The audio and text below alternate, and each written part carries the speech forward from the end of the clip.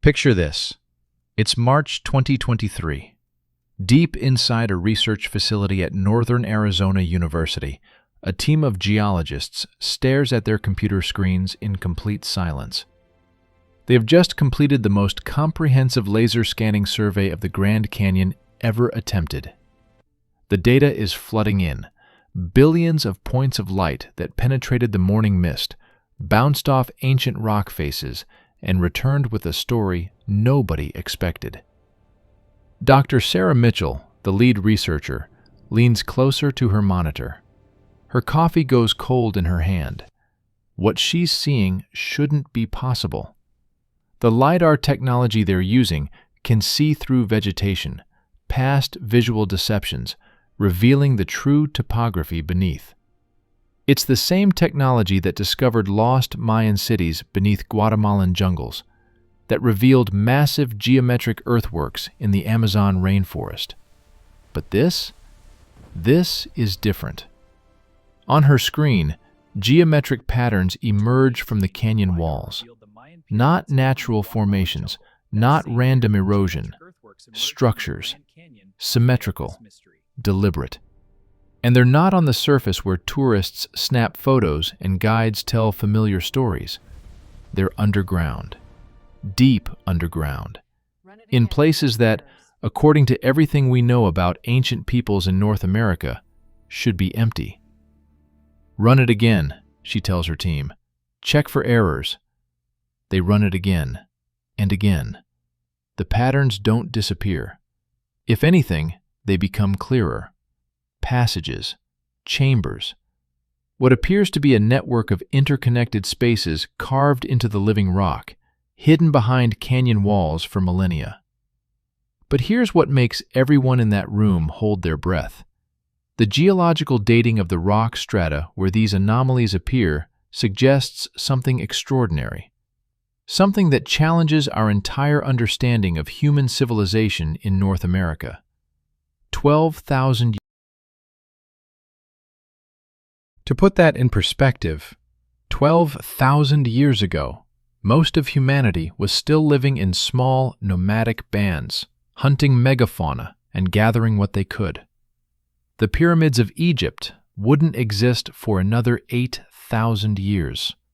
Stonehenge was 7,000 years away. Writing, cities, agriculture as we know it, none of it had been invented yet. And yet, if this data is accurate, if these patterns are what they appear to be, then someone was carving chambers deep into the Grand Canyon's walls at the same time that other humans on the opposite side of the planet were building Göbekli Tepe, the oldest known temple complex in the world. The scientific community's official response? Silence. Or rather, very careful, measured statements about requiring further investigation and not jumping to conclusions. But in private conversations, in emails between researchers, in the quiet moments after conferences, a different conversation is happening. Because this isn't the first time strange stories have emerged from the Grand Canyon. Not by a long shot. In fact, there's a newspaper article from 1909 that describes almost exactly what this LiDAR scan is now suggesting. An article that the Smithsonian Institution has spent over a century dismissing as a hoax. An article about an underground city in the Grand Canyon, complete with artifacts that didn't belong in North America, discovered by an explorer who then mysteriously vanished from all historical records. For more than 100 years, that story was the domain of conspiracy theorists and fringe archaeology. But now, with hard scientific data in hand, researchers are being forced to ask an uncomfortable question. What if there was truth buried in that old tale? What if the real hoax was the cover-up, not the discovery?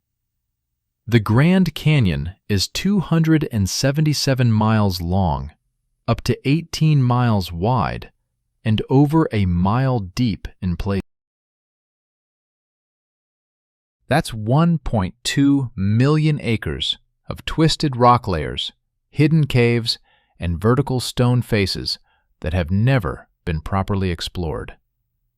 Much of it is legally off-limits to the public. Some sections are so remote and dangerous that even experienced climbers won't attempt them. And now we know, thanks to laser beams bounced from aircraft, that beneath the famous vistas and tourist overlooks, there are spaces that shouldn't exist. Geometric impossibilities, ancient mysteries carved in stone. This is the story of what they found, what it means, and why everything you learned about ancient North America might be wrong. This is the story of the Grand Canyon's underground secret. Stay with me, because what I'm about to show you will change how you see not just this canyon, but human history itself. The scan that changed everything. The technology that revealed the Grand Canyon's secret is called LiDAR, which stands for Light Detection and Ranging. If you've never heard of it, you're not alone. But over the past 15 years, this technology has quietly revolutionized archaeology in ways that feel almost like science fiction. Here's how it works. An aircraft, usually a small plane or helicopter, flies over terrain carrying a laser scanner. This scanner fires out rapid pulses of laser light, sometimes more than 150,000 pulses per second. These pulses hit the ground, trees, buildings, rock faces, whatever's below, and bounce back to sensors on the aircraft. By measuring the time it takes for each pulse to return, and combining that data with GPS coordinates and the aircraft's precise position, computers can create an incredibly detailed three-dimensional map of the terrain. But here's the revolutionary part. Not every laser pulse hits the same surface. Some bounce off tree leaves. Some slip between branches and hit the ground. Some penetrate. Some reflect off rock faces at angles that reveal hidden contours. When you process millions of these returns through sophisticated algorithms, you can digitally remove the vegetation, the visual noise, the deceptive shadows, and see the actual topography underneath. In 2010, researchers used LiDAR to scan the jungles of Belize and discovered an entire Mayan city that had been hidden under thick canopy for centuries. In 2016, a LiDAR survey of Cambodia revealed that Angkor Wat wasn't an isolated temple complex, but the center of a massive urban landscape that once housed 750,000 people. In 2018, archaeologists in Guatemala announced they'd found over 60,000 Mayan structures, including pyramids, palaces, and defensive fortifications that had been completely invisible from ground level. The pattern is clear. LiDAR doesn't just improve archaeology, it transforms it. It reveals what's been hiding in plain sight. And in early 2023, a multi-institution research team decided it was time to apply this technology to one of America's most iconic landscapes. The official goal of the Grand Canyon LiDAR survey was geological, not archaeological. The team wanted to map the canyon's complex rock layers in unprecedented detail, to understand erosion patterns, to create reference data for studying how the Colorado River carved this massive wound in the Earth's surface over millions of years. Dr. Sarah Mitchell, a geologist from Northern Arizona University, secured funding from the National Science Foundation and partnered with the United States Geological Survey and several private research institutions. They flew their survey missions in early morning hours, when the air was calmest and the low angle of the sun wouldn't interfere with laser returns. Over 6 weeks, they collected 8.3 billion individual data points, covering 500 square miles of canyon terrain. The raw data alone filled 300 terabytes of storage. Processing that much information takes time. The team spent months cleaning the data, removing noise, calibrating measurements, and building their three-dimensional models. This is the tedious part of modern science that nobody sees, the countless hours of computer work that happens between discovery and announcement. Dr. Mitchell has since described, in interviews with select science journalists, what happened when they finally compiled the complete data set. The team had divided the canyon into grid sections for analysis. They were working through these systematically, examining rock layer deformation, identifying fault lines, mapping the precise contours of side canyons. Then they reached Section 47. Section 47 covers a remote stretch of the canyon's north rim, in an area that requires a multi-day hike to reach on foot. It's not near any major tourist viewpoints. There are no maintained trails. The rock faces there are particularly steep and unstable. Even experienced Grand Canyon guides rarely venture into this section.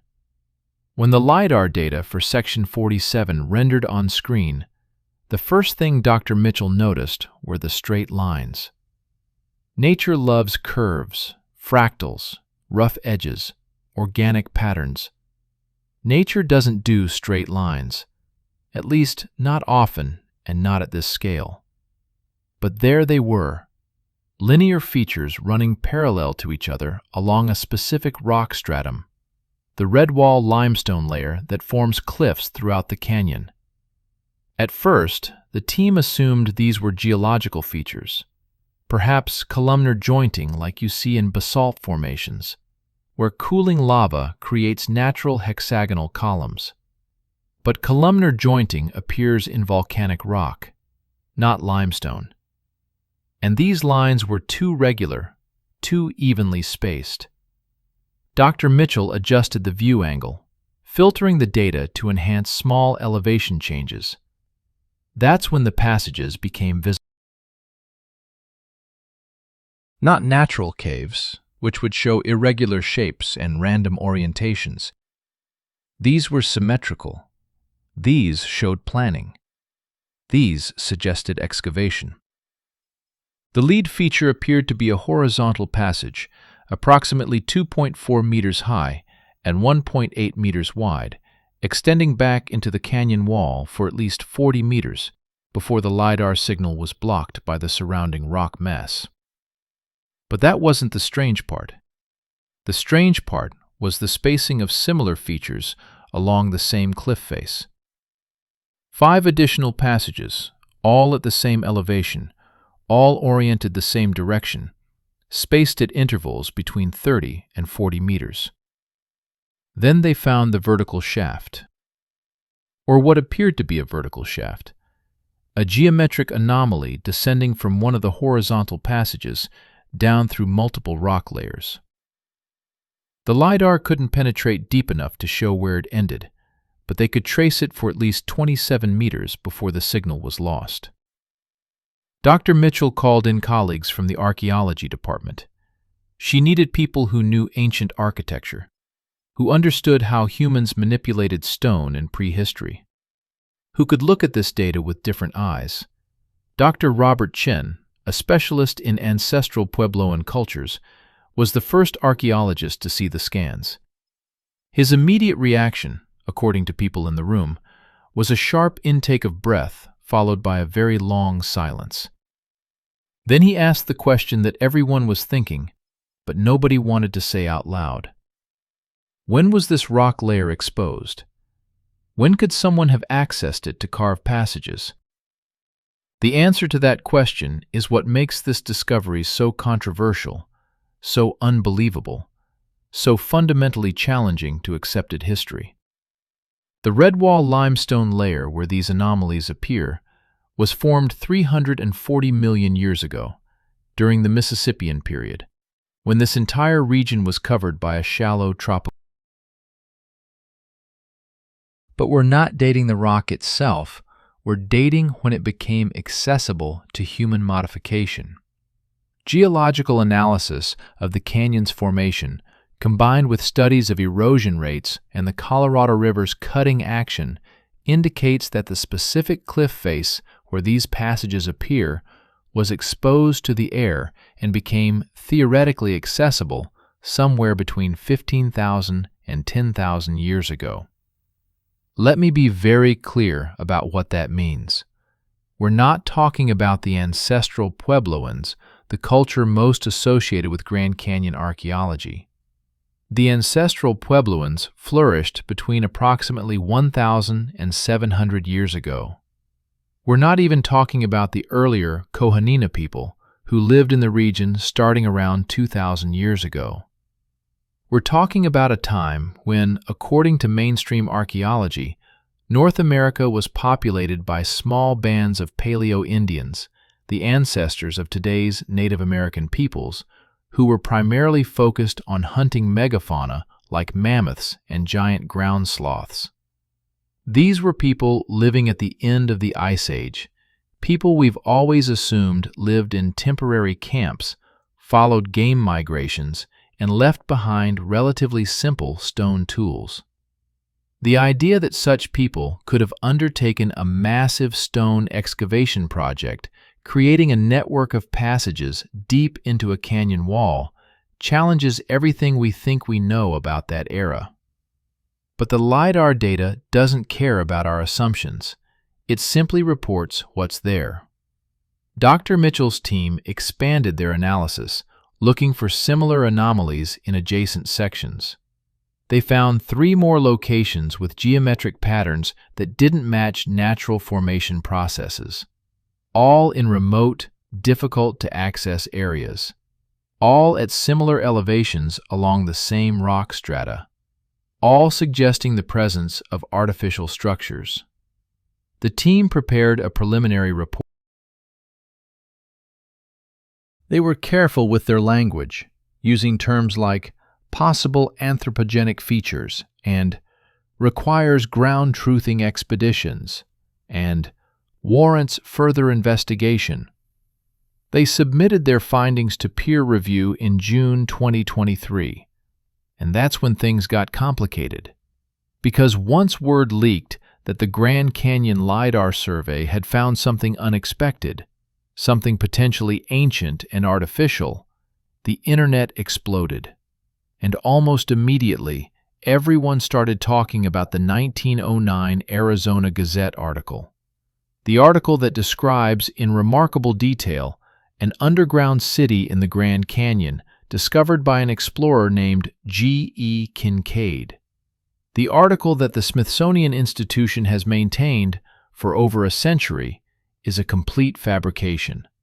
The article that describes passages, chambers, and artifacts in locations that match, with unsettling precision, some of the anomalies now revealed by laser scanning. Before we can understand what the LiDAR truly found, we need to confront the legend that won't die. We need to examine the story that's been called the greatest archaeological hoax in American history. We need to talk about Kincaid's Cave. But I need to warn you, once you read that article, once you see how its descriptions align with modern discoveries, you're going to start asking uncomfortable questions. Questions about what we've been told. Questions about what might have been hidden. Questions about why. The Arizona Gazette Conspiracy. On April 5, 1909, the Arizona Gazette, a Phoenix newspaper, published one of the most extraordinary stories in American journalism. The headline read, "Explorations in Grand Canyon. Remarkable finds indicate ancient people migrated from Orient." The article, written by a staff reporter, described the discovery of a massive underground complex hidden within the Grand Canyon, filled with artifacts that didn't belong in North America. The discoverer, was allegedly a man named G.E. Kincaid, described as an explorer and hunter with 30 years of experience navigating the Colorado River. According to the article, Kincaid had been sponsored by the Smithsonian Institution to conduct archaeological surveys in the Southwest. Let me read you some excerpts because the details matter. This isn't vague treasure hunting folklore. This is specific, technical, and disturbingly detailed. Kincaid claimed he was traveling down the Colorado River in a boat, alone, when he noticed stains in the sedimentary rock formation about 2,000 feet above the riverbed. These stains suggested the presence of a cave entrance. Being curious, he landed his boat and climbed up to investigate. What he found, he said, was a carved entrance, not natural, leading into a tunnel. The article quotes him. The entrance is 1,486 feet down the sheer canyon wall. The main passageway is about 12 feet wide, narrowing to 9 feet toward the farther end. It is approximately 5,700 feet from the entrance to the end of the main chamber. That's not the language of a hoaxer making things up. That's the language of someone measuring and documenting. 5,700 feet. 1,486 feet down from the rim. Specific numbers that could theoretically be verified.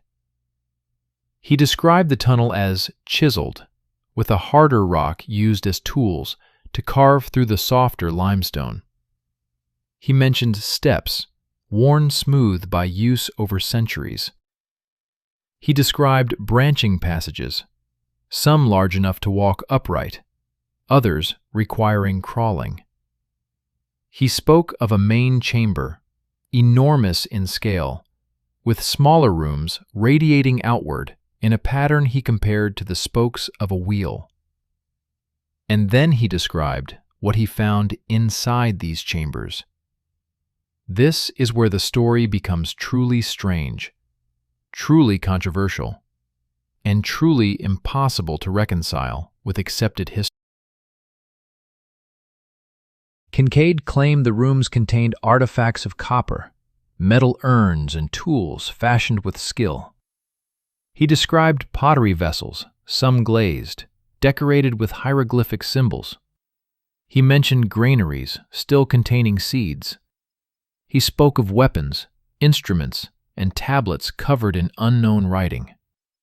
But the detail that made this story infamous, the detail that ensured it would be dismissed as fantasy, was his description of the statues.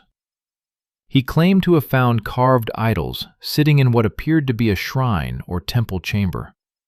Idols that, according to him and the Smithsonian expert allegedly sent to investigate, resembled Egyptian or Tibetan religious imagery, Oriental features, styles completely foreign to Native American cultures.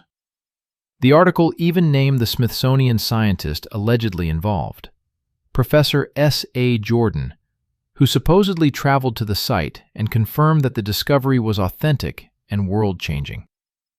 Professor Jordan was quoted as saying that the Smithsonian would conduct a full expedition to excavate and study the complex.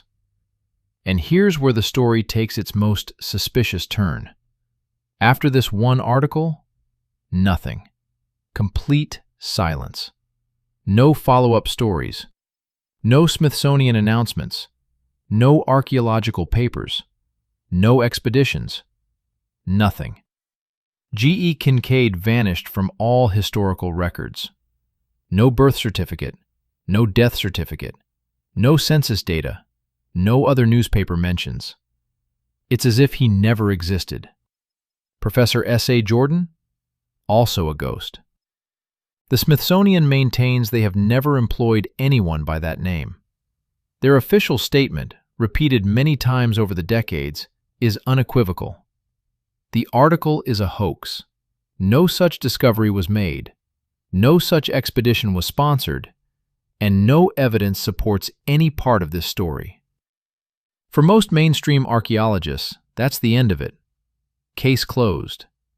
A slow news day in 1909, a creative reporter, a fabricated story that got out of hand. Move along, nothing. But here's what keeps this story alive, what makes it impossible to completely dismiss: the level of detail and the pattern of suppression. First, the details. If this was a fabricated story, the reporter did extraordinary research. The article mentions specific geological formations, uses correct terminology for rock strata, describes the Colorado River's flow patterns accurately for that time period. It demonstrates knowledge of archaeological methodology that wouldn't have been common knowledge to a newspaper writer in early 1900s Arizona.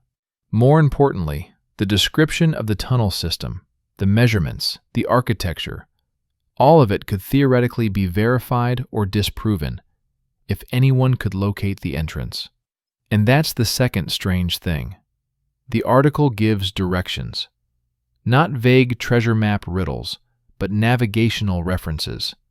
Kincaid allegedly stated the entrance was on the east wall of the canyon, in a specific section. He mentioned it was near a landmark he called Buddha Cloister Canyon, and another called Buddha Temple, named for their resemblance to Oriental architecture. Now, here's the fascinating part. These are real place names in the Grand Canyon. They exist on modern maps. They're in a section of the canyon that is, to this day, extremely difficult to access and largely restricted to the public.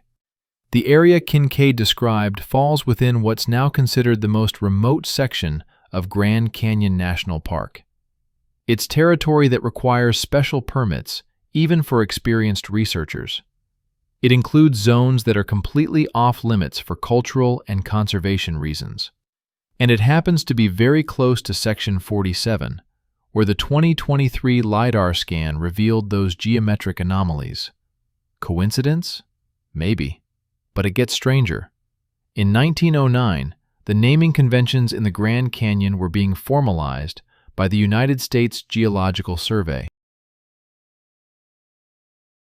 A geologist named Clarence Dutton had led a survey of the canyon in the 1870s and 1880s, and he had a peculiar habit. He named many of the canyon's buttes, temples, and formations after religious structures and deities from various cultures. Egyptian names, Hindu names, Chinese names, Zoroastrian names. He created a multicultural mythology in stone. So we have Isis Temple, Tower of Ra, Cheops Pyramid, Brahma Temple, Vishnu Temple, Buddha Temple, Confucius Temple, and dozens more. This naming system gave the canyon an exotic, mystical character that captured public imagination. It also, intentionally or not, primed people to imagine ancient connections between these cultures and the Grand Canyon. Was the Arizona Gazette article simply playing off this existing mythology? Was some clever writer exploiting the exotic names to create a plausible-sounding hoax? That's the mainstream explanation, and it's reasonable. But then why did the Smithsonian respond so aggressively? In the century since this article appeared, the Smithsonian has released multiple official denials. They've addressed this story more thoroughly than countless other fringe archaeology claims. They've maintained extensive records documenting their denial. For an institution that normally ignores hoaxes with silence, this represents an unusual amount of attention.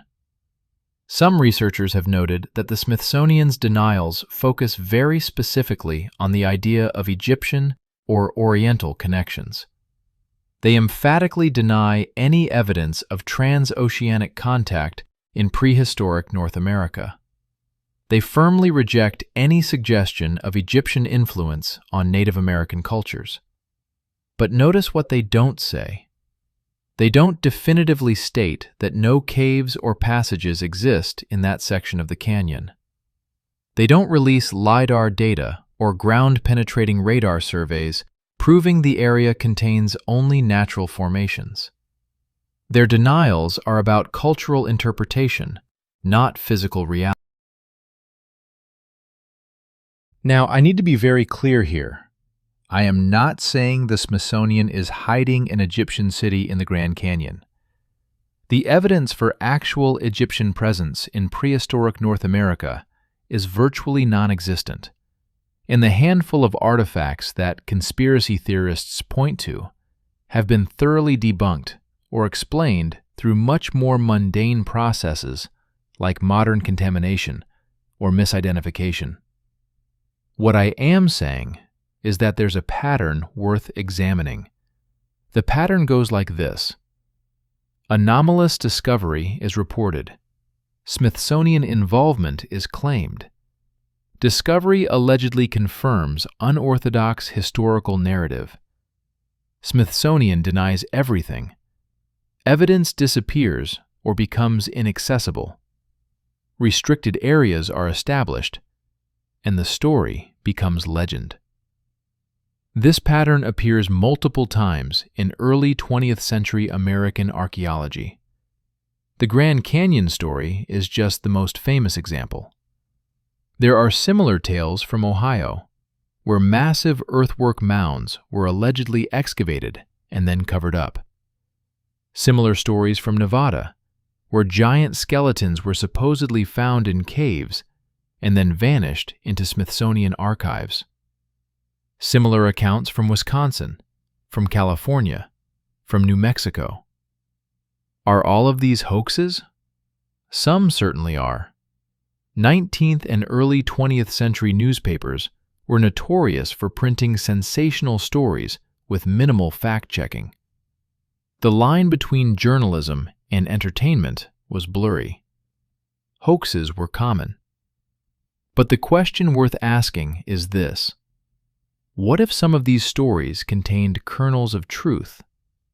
Not the sensational interpretations, not the Egyptian or giant or ancient alien narratives, but simply the core claim that unusual archaeological features existed and were then made inaccessible or suppressed.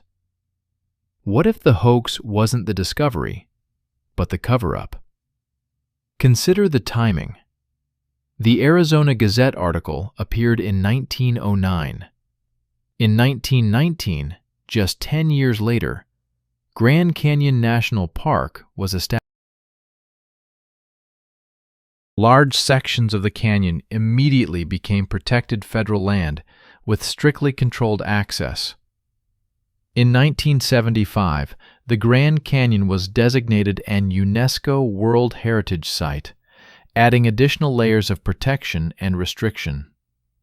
Today, approximately 90% of Grand Canyon National Park is recommended wilderness. Hiking off established trails requires permits. Certain areas are completely closed to public access for tribal, environmental, or safety reasons. The section where Kincaid allegedly made his discovery falls into these restricted zones. Is this evidence of a cover-up? Not necessarily. There are perfectly legitimate reasons to restrict access to fragile environments and culturally sensitive areas. The Grand Canyon contains numerous Native American sacred sites that deserve protection from vandals and trophy hunters. The ecology is delicate. The terrain is dangerous. But the restrictions do have a convenient side effect. They make independent verification of stories like Kincaid's effectively impossible. You can't prove or disprove the existence of a hidden tunnel system if you can't legally access the area to look for it. And that brings us back to the LiDAR data. Because LiDAR doesn't need permission to look. LiDAR doesn't respect restricted area boundaries. LiDAR simply reports what's there. When Dr. Mitchell's team found those geometric anomalies in Section 47, they weren't looking for Kincaid's cave. They weren't testing a conspiracy theory. They were conducting legitimate geological research. And yet, What they found echoes, in unsettling ways, the description from that 1909 article. Horizontal passages at approximately the right elevation above the river. Symmetrical features suggesting artificial excavation. Multiple openings along the same cliff face. A location in the restricted, difficult-to-access section of the canyon. Geometric patterns that don't match natural cave formation. Does this prove Kincaid was telling the truth? Absolutely not. Correlation isn't causation.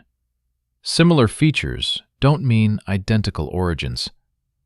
The LiDAR anomalies could be natural geological phenomena that happen to resemble artificial structures, or they could be genuine archaeological sites that have nothing to do with Egyptians or Oriental influences, but rather represent something created by Native American ancestors in ways we don't yet understand.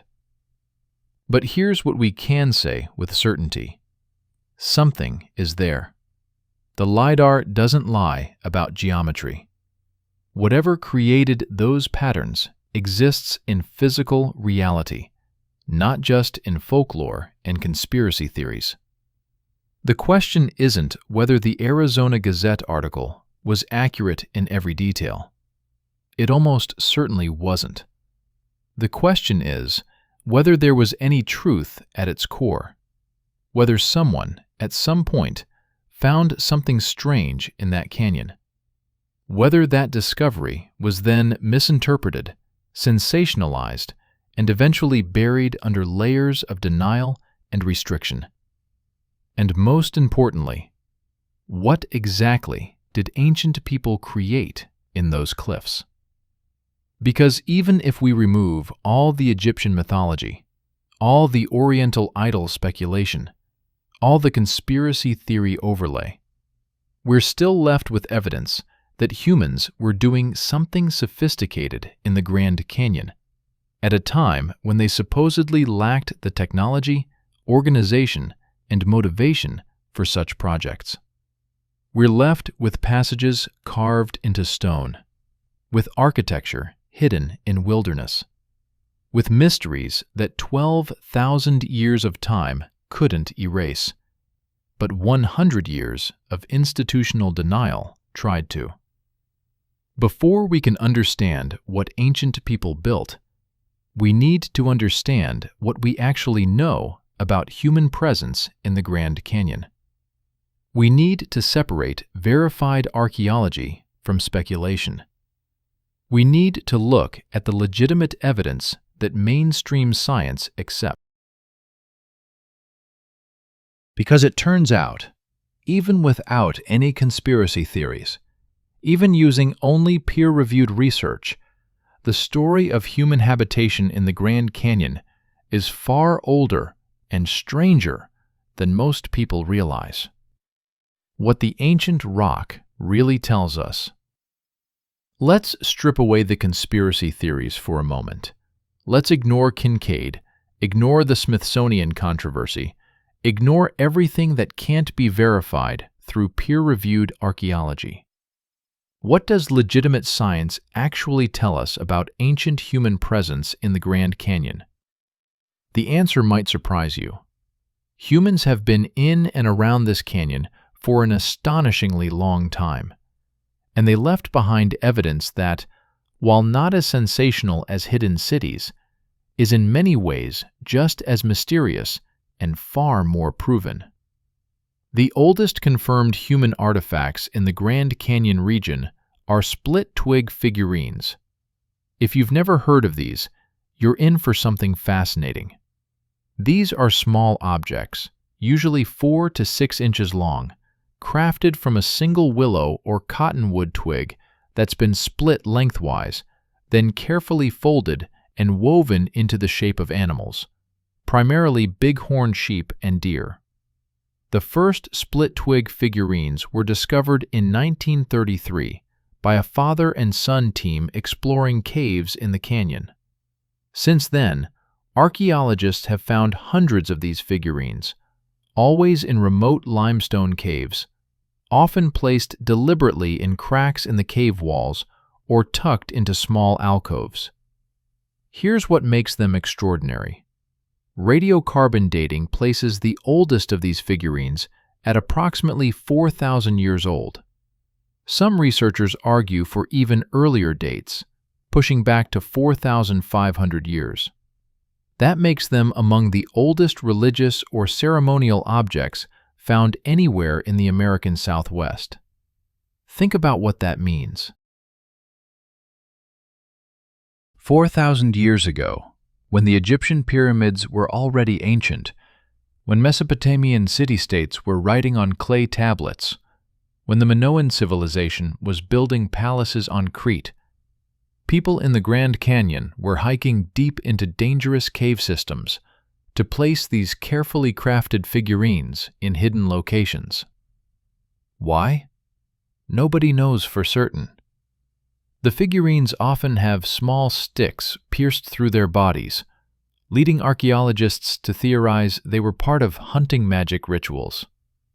Perhaps shamans created them before hunts, symbolically killing the animal to ensure success. Perhaps they were prayers or offerings. Perhaps they served purposes we can't even guess at, because the cultures that made them are long gone. But here's the crucial point. These weren't simple hunter-gatherers passing through. These were people who knew the canyon intimately. They knew which caves were safe to enter, which passages led deep enough to provide spiritual significance, which locations were hidden and sacred. They were repeatedly accessing areas that today require technical climbing equipment and expert knowledge to reach safely. The split-twig figurines are just the beginning. In 1963, archaeologists discovered a cache of much older artifacts in Rampart Cave in the western section of the Grand Canyon. Among these were tools, weapon points, and remnants of what appeared to be temporary shelters. Some of these artifacts were associated with the dung of extinct megafauna, including Shasta ground sloths. The Shasta ground sloth went extinct approximately 11,000 years ago, at the end of the Pleistocene epoch. Any human artifacts found in direct association with their remains must date to that period or earlier. This pushes human presence in the Grand Canyon back to the end of the Ice Age, to a time when the climate was different, when the landscape was different, when entirely different animals roamed this terrain. 11,000 years ago places us squarely in the Paleo-Indian period, the era of the Clovis people and their immediate successors. These were the mammoth hunters, the people who crossed from Asia via the Bering Land Bridge and spread throughout the Americas during the last Ice Age. Until recently, mainstream archaeology maintained these were small, mobile groups with relatively simple technology, focused primarily on hunting. But discoveries over the past 20 years have complicated that picture considerably.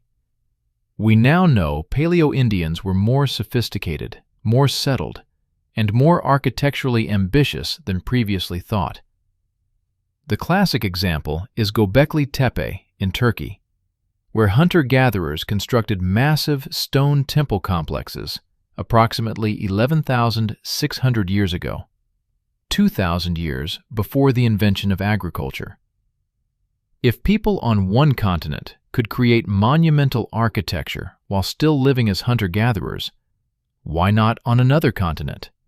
Why not in the Grand Canyon? The most visible ancient inhabitants of the Grand Canyon are the ancestral Puebloans, formerly called the Anasazi. These are the people who built the famous cliff dwellings at Mesa Verde, the multi-story structures at Chaco Canyon, and numerous settlements throughout the Four Corners region.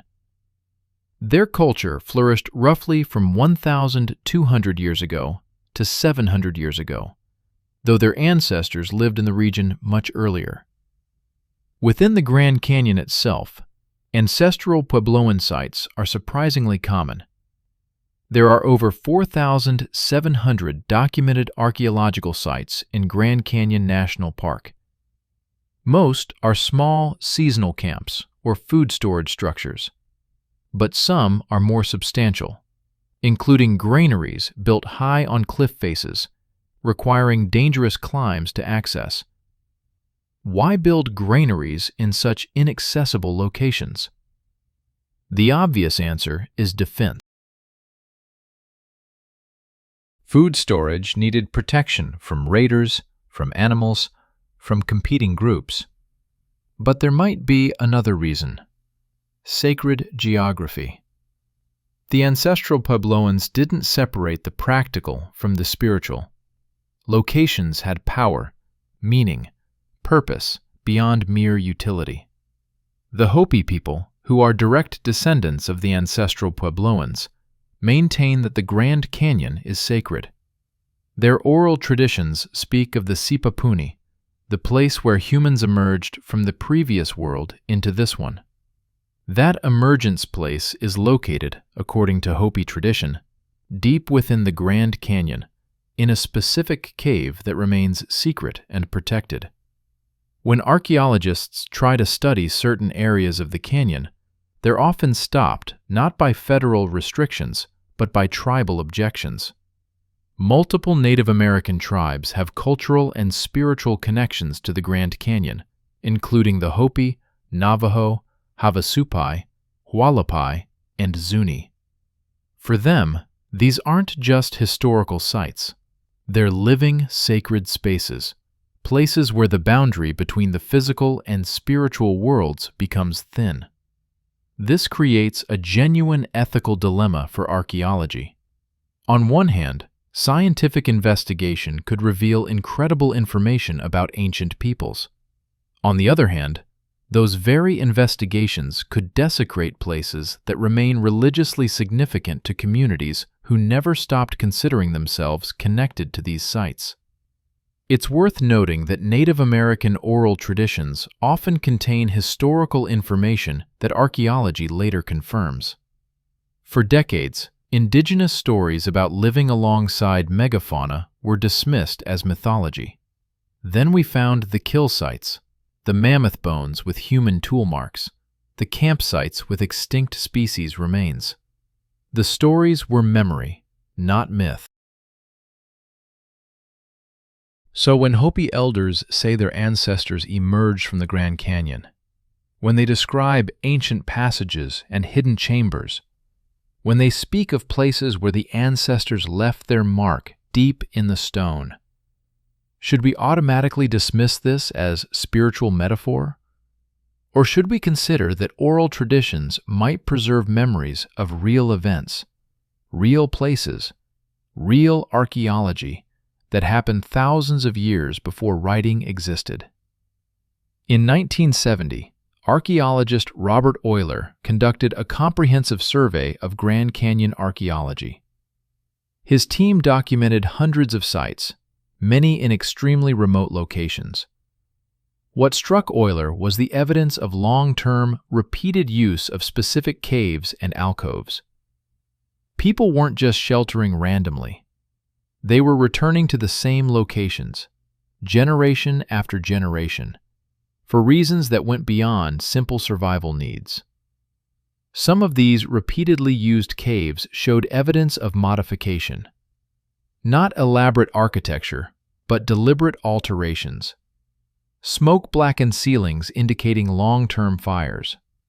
Leveled floors suggesting extended occupation. Carved footholds to ease access. And in some cases, walls built from stacked stones to create windbreaks or privacy divisions. Euler also documented petroglyphs and pictographs throughout the canyon. Rock art appears on cliff faces, inside shallow caves, and in some cases, in locations so difficult to reach that archaeologists still haven't figured out how the artists accessed them safely. The art includes geometric patterns, animal figures, human-like forms, and symbols whose meanings are lost to time. Some of this rock art has been dated through various methods, including analysis of the patina that forms on the rock surface after carving, and radiocarbon dating of organic materials in the pigments used for paintings. The ages vary wildly. Some petroglyphs might be only a few hundred years old. Others could be 3,000 years old or more. But here's the problem. We don't have good dating methods for rock art, especially for petroglyphs carved into stone.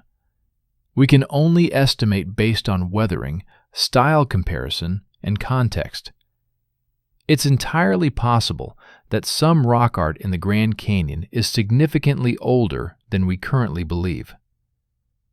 And then there are the anomalies, the sites that don't quite fit, the features that seem too elaborate for temporary camps, the evidence of effort that seems disproportionate to the apparent purpose.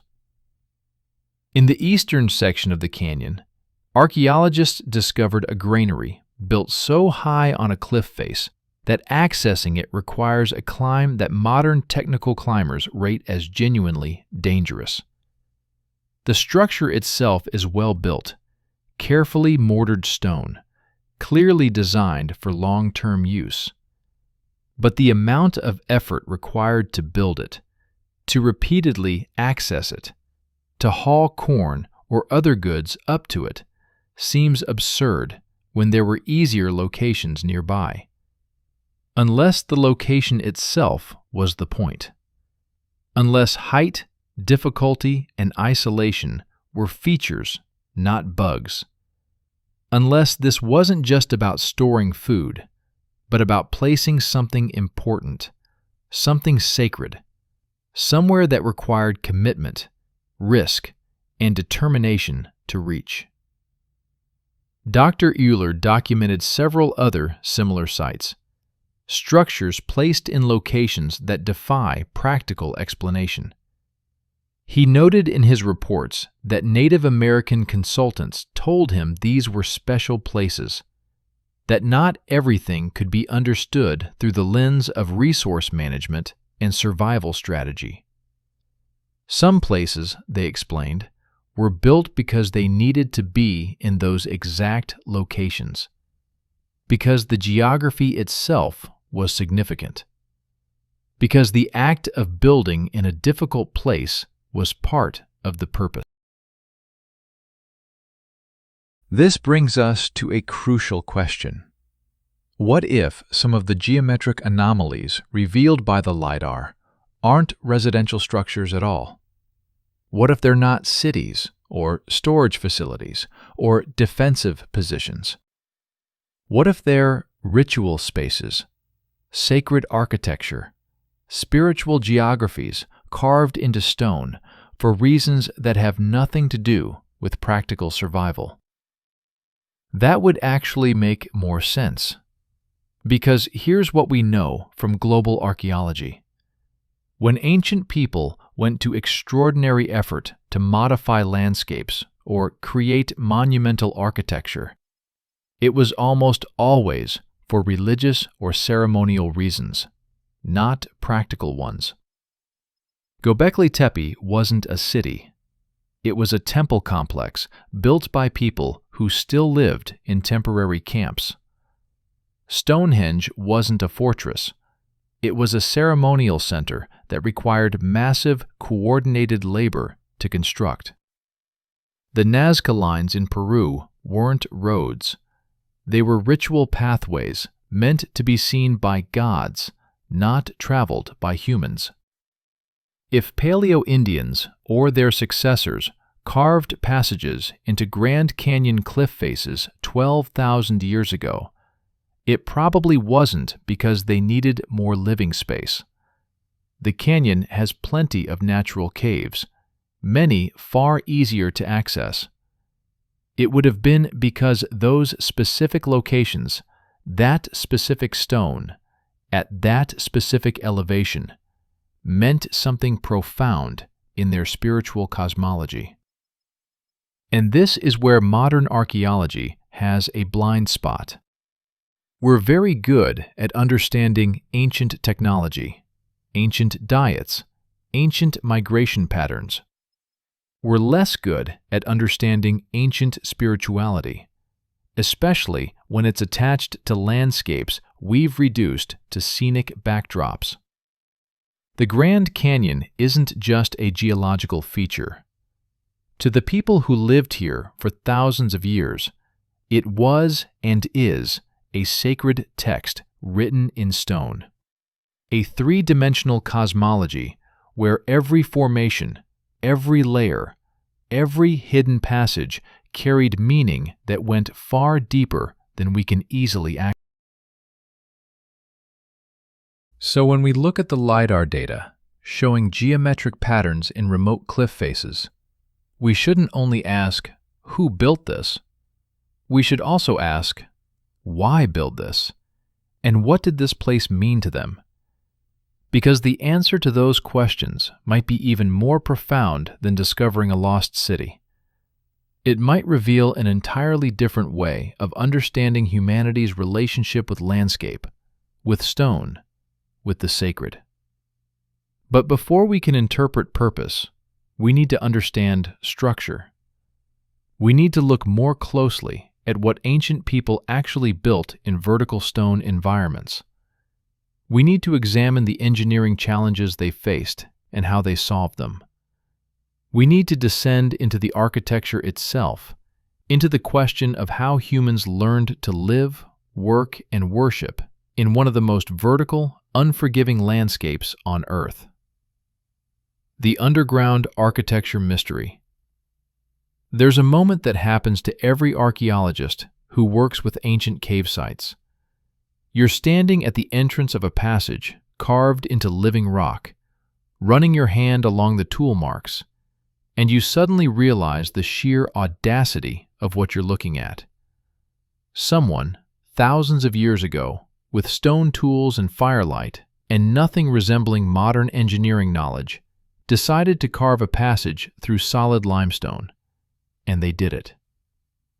To understand what the LiDAR might be revealing in the Grand Canyon, we need to understand what humans are actually capable of doing with stone. Not theoretically, not based on assumptions about primitive technology, based on hard evidence from archaeological sites around the world where ancient people did the impossible. Let's start with what we know about cave modification in the American Southwest. The ancestral Puebloans didn't just live in natural caves, they actively modified them. At sites like Bandelier National Monument in New Mexico, you can see cavate structures, rooms carved directly into the soft volcanic. These aren't primitive hollows. They're architectural spaces with plastered walls, smoke vents, storage niches carved into the rock, and in some cases, multiple rooms connected by carved passages.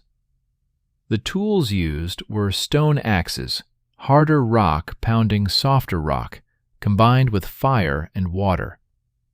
You heat the rock face with fire, making it expand. Then you throw cold water on it, causing thermal shock that fractures the surface. Then you pound away the fractured material with hammerstone tools. It's labor-intensive, but it works. Archaeological experiments have confirmed that a small team could excavate a single-room cavate in about 6 months of sustained work. That's in volcanic tuff, which is relatively soft. Limestone is harder, but it's still workable with stone tools, especially if you're patient and you understand the rock's grain and fracture patterns. But here's the thing. Cavate structures in Bandelier date to around 700 to 800 years ago. They're sophisticated, yes, but they're also relatively recent in archaeological terms. What we're potentially looking at in the Grand Canyon, based on the geological dating of when those cliff faces became accessible, is something 5 to 10 times older.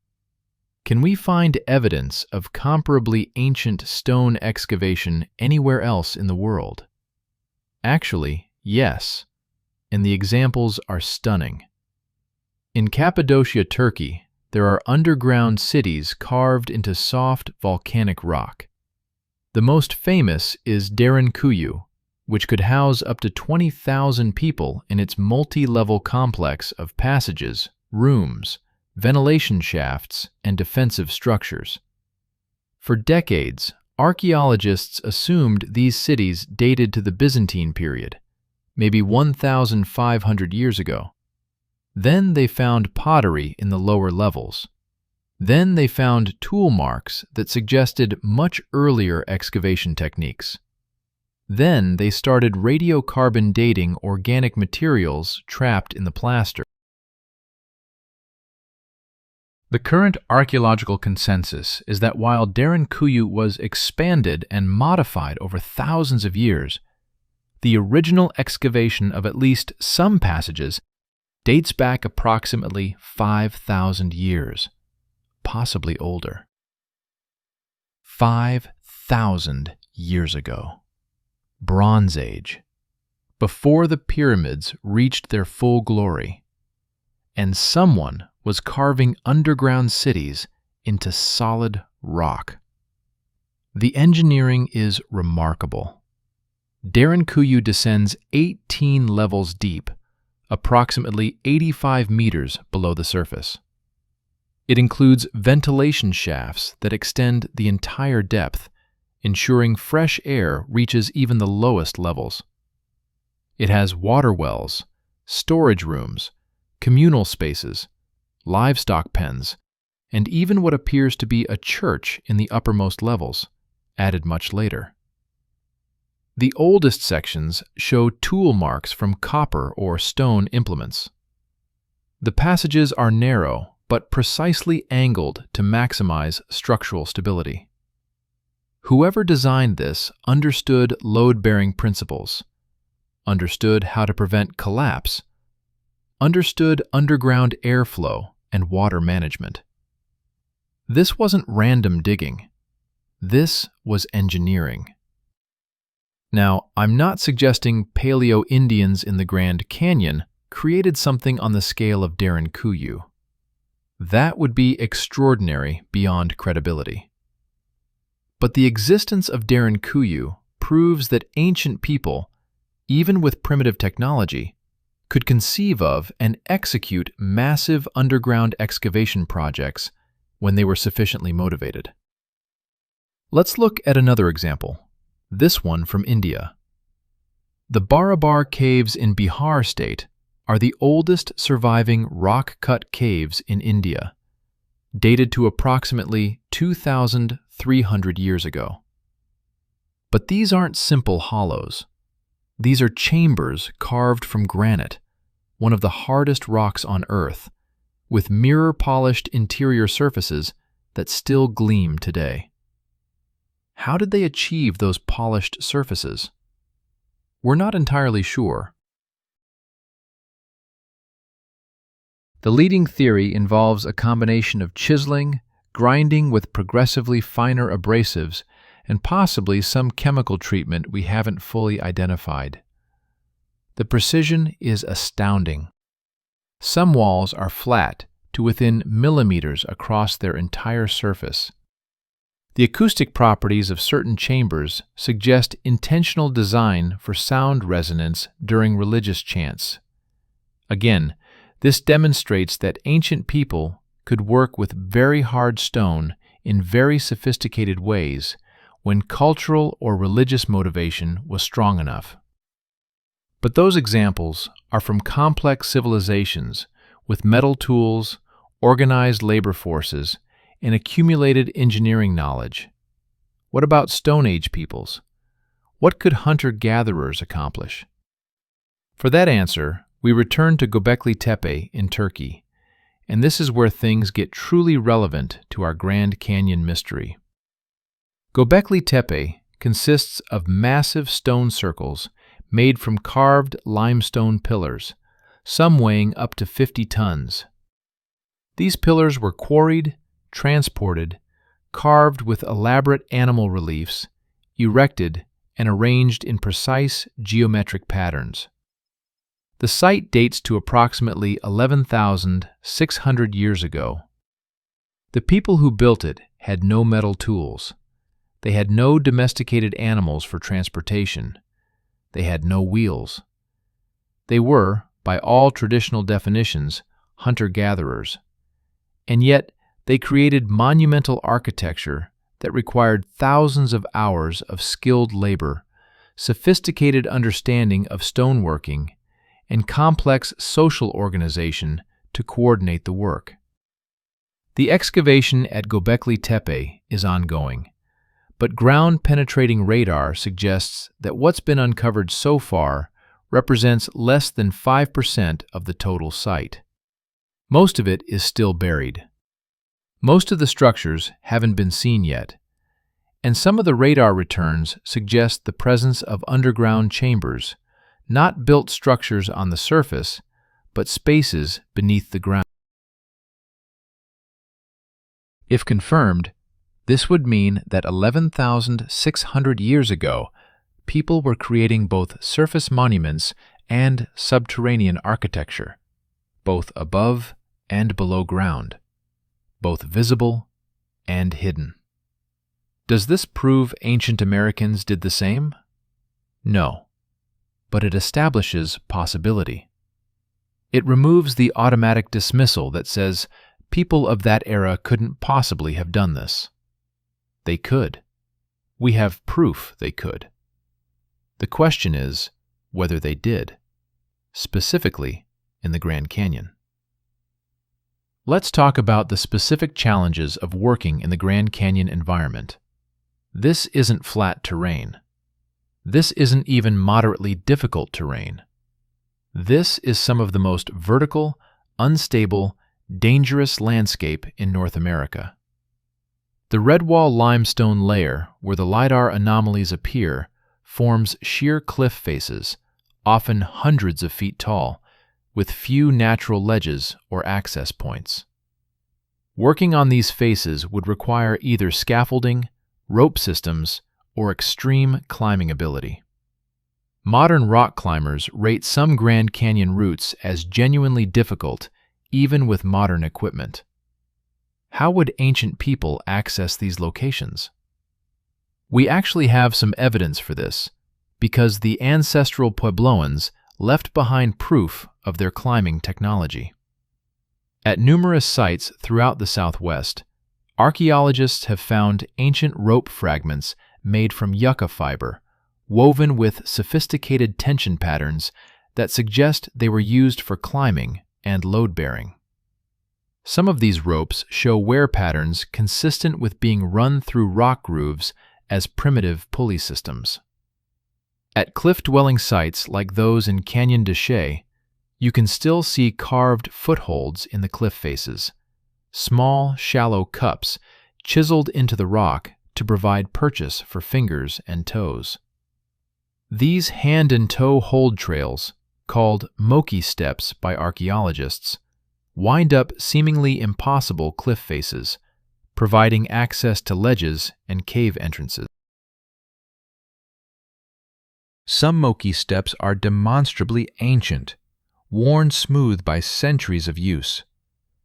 Others might be more recent. Dating them is nearly impossible, but their existence proves that ancient peoples regularly climbed routes that modern visitors consider terrifyingly dangerous. So accessing high cliff faces, while extremely difficult, was within the capability of ancient canyon dwellers. But that's different from excavating those faces. That's different from spending months or years working stone while suspended hundreds of feet above the canyon floor. Unless you weren't suspended. Unless you were working from inside.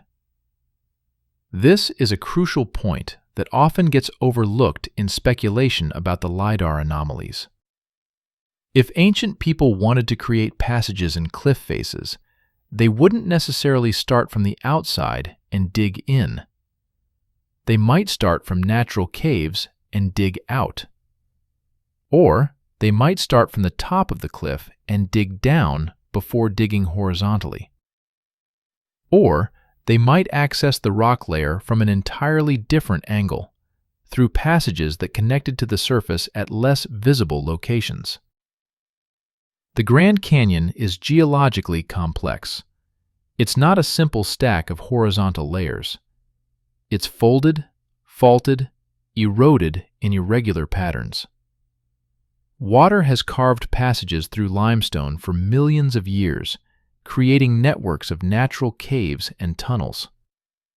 Some are large enough to explore.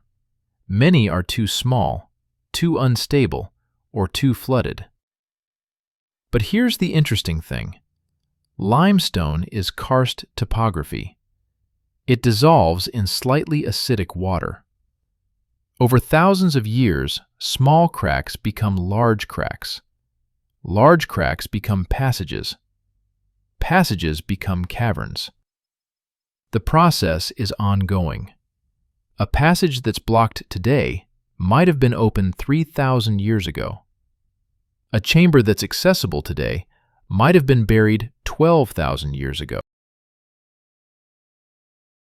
This means that any attempt to definitively prove or disprove the existence of ancient passages based solely on modern surface observation is incomplete. You'd need to map the entire three-dimensional structure of the rock, including spaces that are currently inaccessible from the surface, which is exactly what LiDAR does. It doesn't just show you the visible surface. It shows you the geometry beneath. It reveals the structure of the stone itself in ways that weren't possible before this technology existed. When Dr. Mitchell's team analyzed the Section 47 anomalies more carefully, they noticed something else. The passages, if that's what they are, follow the rock strata. They're oriented parallel to the bedding planes of the red wall limestone. This is actually what you'd expect from intelligent excavation, because following the natural grain of the rock makes the work easier and the resulting structure more stable. Natural caves, in contrast, often cut across bedding planes, following fractures and joints in the rock that formed from tectonic stress. They're more irregular in orientation. The Section 47 features are too regular in their orientation. They suggest awareness of the rock's internal structure. They suggest planning. But there's still a problem. The LiDAR can only penetrate so far. It can reveal the opening of a passage, the first 20 or 30 meters of depth. But beyond that, the laser signal gets too scattered by the rock mass to provide clear returns. If there are deeper chambers, extensive networks, anything more than surface-level passages, the LiDAR can't see them. To truly know what's there, someone would need to physically access the locations. Someone would need to climb those cliff faces, locate the passage entrances, and explore inside with proper equipment and expertise. And that's where legal and ethical complications arise. Because those locations are in they're in zones that require special permits even for scientific research. And any intrusive investigation would need approval not just from the National Park Service, but from multiple Native American tribes who consider these areas sacred. Dr. Mitchell's team has applied for permits to conduct a ground-truthing expedition. As of late 2023, those permits were still pending. The application process involves extensive consultation with tribal representatives, environmental impact assessments, and archaeological ethics reviews. The tribes, understandably, are cautious. Their oral histories speak of places in the canyon that should not be disturbed, passages that should remain sealed, spaces where the ancestors left powerful medicine that must not be interfered with. From their perspective, some mysteries are meant to stay mysterious. Some doors are meant to stay closed. This creates a genuine impasse. Science wants answers. Culture wants respect. Both positions are valid, Both deserve consideration.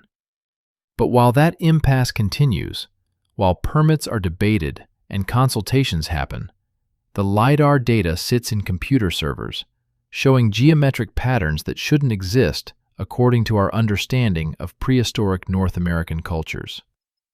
Showing passages that someone, at some time, carved into cliff faces for reasons we can only guess at.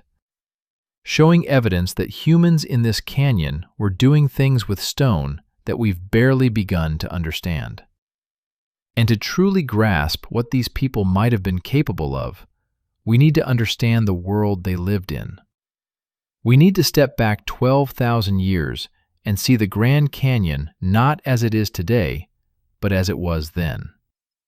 We need to understand the environment, the climate, the animals, the challenges and opportunities that shaped their lives.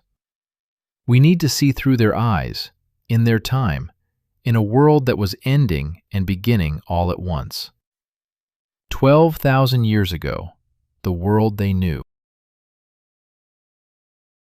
Close your eyes and imagine. It's 12,000 years ago. You're standing where we're standing now, but everything is different. The air is cooler, heavier with moisture. The sky seems bigger somehow. Darker at night because there's no light pollution for 1,000 miles in any direction. And when you look up at those stars, they're arranged differently than they are today. The Earth's axial precession has shifted the constellations. The North Star isn't where you expect it to be. This is the world at the end of the Younger Dryas period, a dramatic cold snap that interrupted the general warming trend following the last ice age. For roughly 1,300 years, from around 12,900 years ago to 11,600 years ago, global temperatures plunged. Glaciers that had been retreating surged forward again. Sea levels that had been rising stabilized and even dropped slightly. But here's what matters for our story. The American Southwest during this period was not the arid desert landscape we know today. It was wetter, cooler, and shockingly different in character. The Grand Canyon 12,000 years ago sat in a region of grasslands and open woodlands. Instead of sparse desert scrub, there were pine and juniper forests at lower elevations than they exist today. Riparian corridors along the Colorado River and its tributaries were thick with cottonwoods, willows, and verdant vegetation. Springs flowed in places that are now bone dry. Most importantly, the region supported an abundance of large animals. Not just deer and bighorn sheep, but megafauna, the massive Ice Age mammals that seem almost mythological to us now. Picture a herd of Columbian mammoths drinking at the Colorado River. These weren't the woolly mammoths of popular imagination. Those were northern species adapted to truly Arctic conditions. Columbian mammoths ranged across the American Southwest, standing up to 13 feet tall at the shoulder, weighing up to 10 tons. They had smaller ears than woolly mammoths, less fur, and longer, more curved tusks.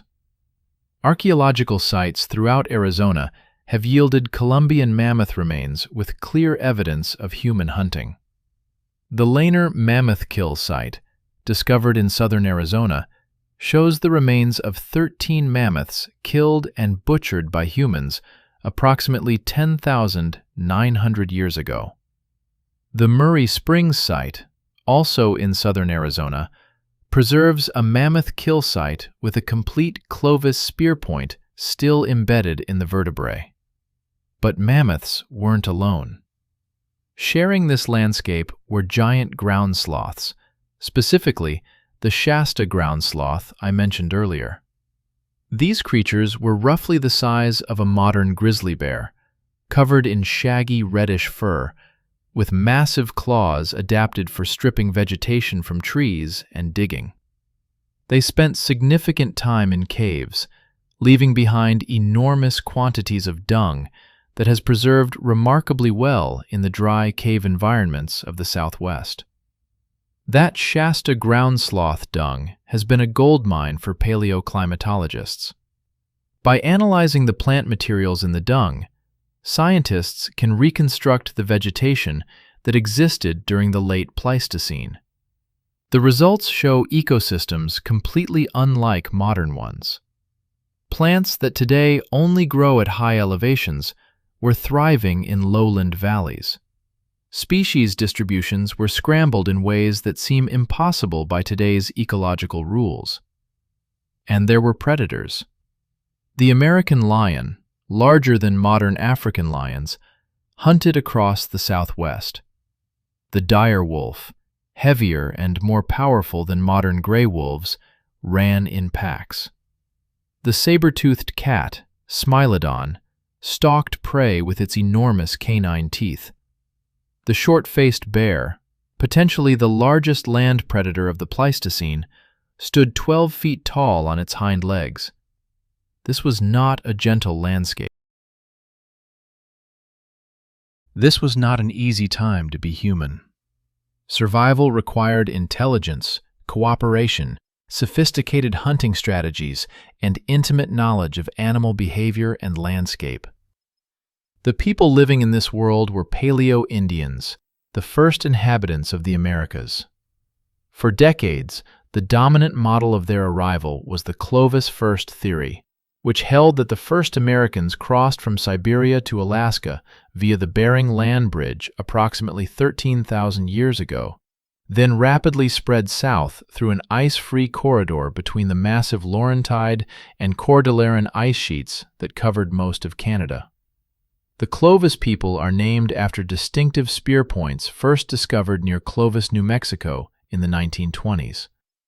These points are beautifully crafted, showing a fluting technique where flakes were removed from both faces of the point's base, creating a groove that allowed the point to be securely hafted to a wooden shaft. Clovis points appear in archaeological sites across North America, from the Atlantic to the Pacific, from Canada to Mexico, spanning a period from roughly 13,000 years ago to 12,600 years ago. For a long time, this was the story. Clovis people arrived first, spread rapidly, hunted megafauna to extinction within a few hundred years, and became the ancestors of all Native American peoples. But that story has collapsed, completely. It's been demolished by archaeological discoveries over the past 30 years. We now know there were people in the Americas before Clovis. The Monte Verde site in southern Chile shows clear evidence of human occupation dating to approximately 14,500 years ago, more than 1,000 years before Clovis. The Paisley Caves in Oregon have produced human coprolites, fossilized feces, dating to 14,300 years ago. The Cerruti Mastodon site in California, though controversial, shows possible evidence of human activity dating to 130,000 years ago. Even more significantly, genetic studies of modern Native American populations show DNA signatures that suggest multiple waves of migration into the Americas, possibly by different routes, possibly spanning tens of thousands of years. The ice-free corridor model has also been challenged. Geological studies show that the corridor between the ice sheets didn't become passable until after Clovis people were already established south of the ice. This suggests either earlier entry before the corridor closed, or entry by an entirely different route, possibly along the Pacific coast via watercraft. In other words, everything we thought we knew about the peopling of the Americas was wrong, or at least incomplete. We're now looking at a much longer, much more complex story of human arrival and dispersal. And this has profound implications for what might have been happening in the Grand Canyon 12,000 years ago. Because if human presence in North America is older than we thought, if cultures were more diverse than we assumed, If technological and social sophistication was greater than traditional models suggested, then what seemed impossible becomes merely improbable. What seemed absurd becomes worth investigating. Let me paint you a picture of what daily life might have looked like for a group living in or near the Grand Canyon during this period. They're not nomadic in the simple sense that word implies. Yes, they move seasonally, following game migrations and plant resources, but they return to the same places year after year, generation after generation. They have sacred sites, special locations where important ceremonies happen, where the ancestors are buried, where the spirit world feels close. They're organized in extended family groups, probably 20 to 50 individuals travel. Leadership is fluid, based on expertise. The best hunter leads the hunt. The most knowledgeable elder leads ceremonies. The most skilled toolmaker teaches the young. They speak a language, obviously. Multiple languages, actually. Recent linguistic research suggests that Native American languages show evidence of deep antiquity and great diversity, indicating thousands of years of separate development in different regions. These aren't simple languages. They're grammatically complex, rich in vocabulary, capable of expressing abstract concepts and passing down detailed knowledge across generations. They have names for every plant, every animal, every rock formation. They know which plants heal and which kill. They know where water flows in drought years. They know which caves offer shelter, which offer danger, which offer access to the spirit world. And they're watching their world transform. Because 12,000 years ago, the climate is changing fast. The Younger Dryas cold period is ending. Temperatures are rising. The great ice sheets to the north are melting catastrophically fast, raising sea levels by over 300 feet over the next few thousand years. But more immediately relevant, the megafauna are dying. The exact cause is still debated. Was it climate change? Human hunting pressure? Disease? A combination of all three. Most likely the latter, but the result was unmistakable. By 11,000 years ago, most of the Ice Age megafauna were gone. Mammoths, mastodons, giant ground sloths, camels, horses, all extinct in North America. This extinction event fundamentally transformed Native American cultures. It forced adaptation. It required new hunting strategies, new food sources, new ways of organizing society. It created an ecological and cultural crisis that would have been the defining event for multiple generations. And here's where speculation becomes interesting, though I want to be clear that what I'm about to suggest is hypothesis, not proven fact. When cultures face existential crisis, when the world is literally ending around them, when the animals they've hunted for thousands of years are disappearing, when climate is shifting unpredictably, they often respond with increased ritual activity, with the construction of monuments and ceremonial centers, with desperate attempts to restore balance through spiritual means. Göbekli Tepe, which dates to exactly this period, was built by people experiencing exactly this type of world transformation. The temple complex represents an enormous investment of labor and resources by hunter-gatherer communities that were watching their traditional lifeways become impossible. Is it unreasonable to think that something similar might have happened in North America? That groups facing the trauma of megafauna extinction and climate change might have responded by creating sacred architecture, by carving passages into stone as prayers or ceremonies or attempts to preserve knowledge. The split twig figurines, remember, appear in the archaeological record starting around 4,000 years ago. But the practice might be much older. Those are just the ones that survived in conditions where organic materials could be preserved. How many similar rituals, how many similar objects made from materials that decompose left no trace? And if people were placing ritual objects deep in caves, is it so impossible that they might also have been modifying those caves, creating special chambers, carving passages to specific locations that held power in their cosmology? I want to emphasize, I'm not suggesting Paleo-Indians built cities. I'm not claiming they had advanced technology we've lost. I'm simply pointing out that people facing world-changing trauma often engage in monumental projects that seem disproportionate to their apparent resources. And 12,000 years ago, in the Grand Canyon region, people were absolutely facing world-changing trauma.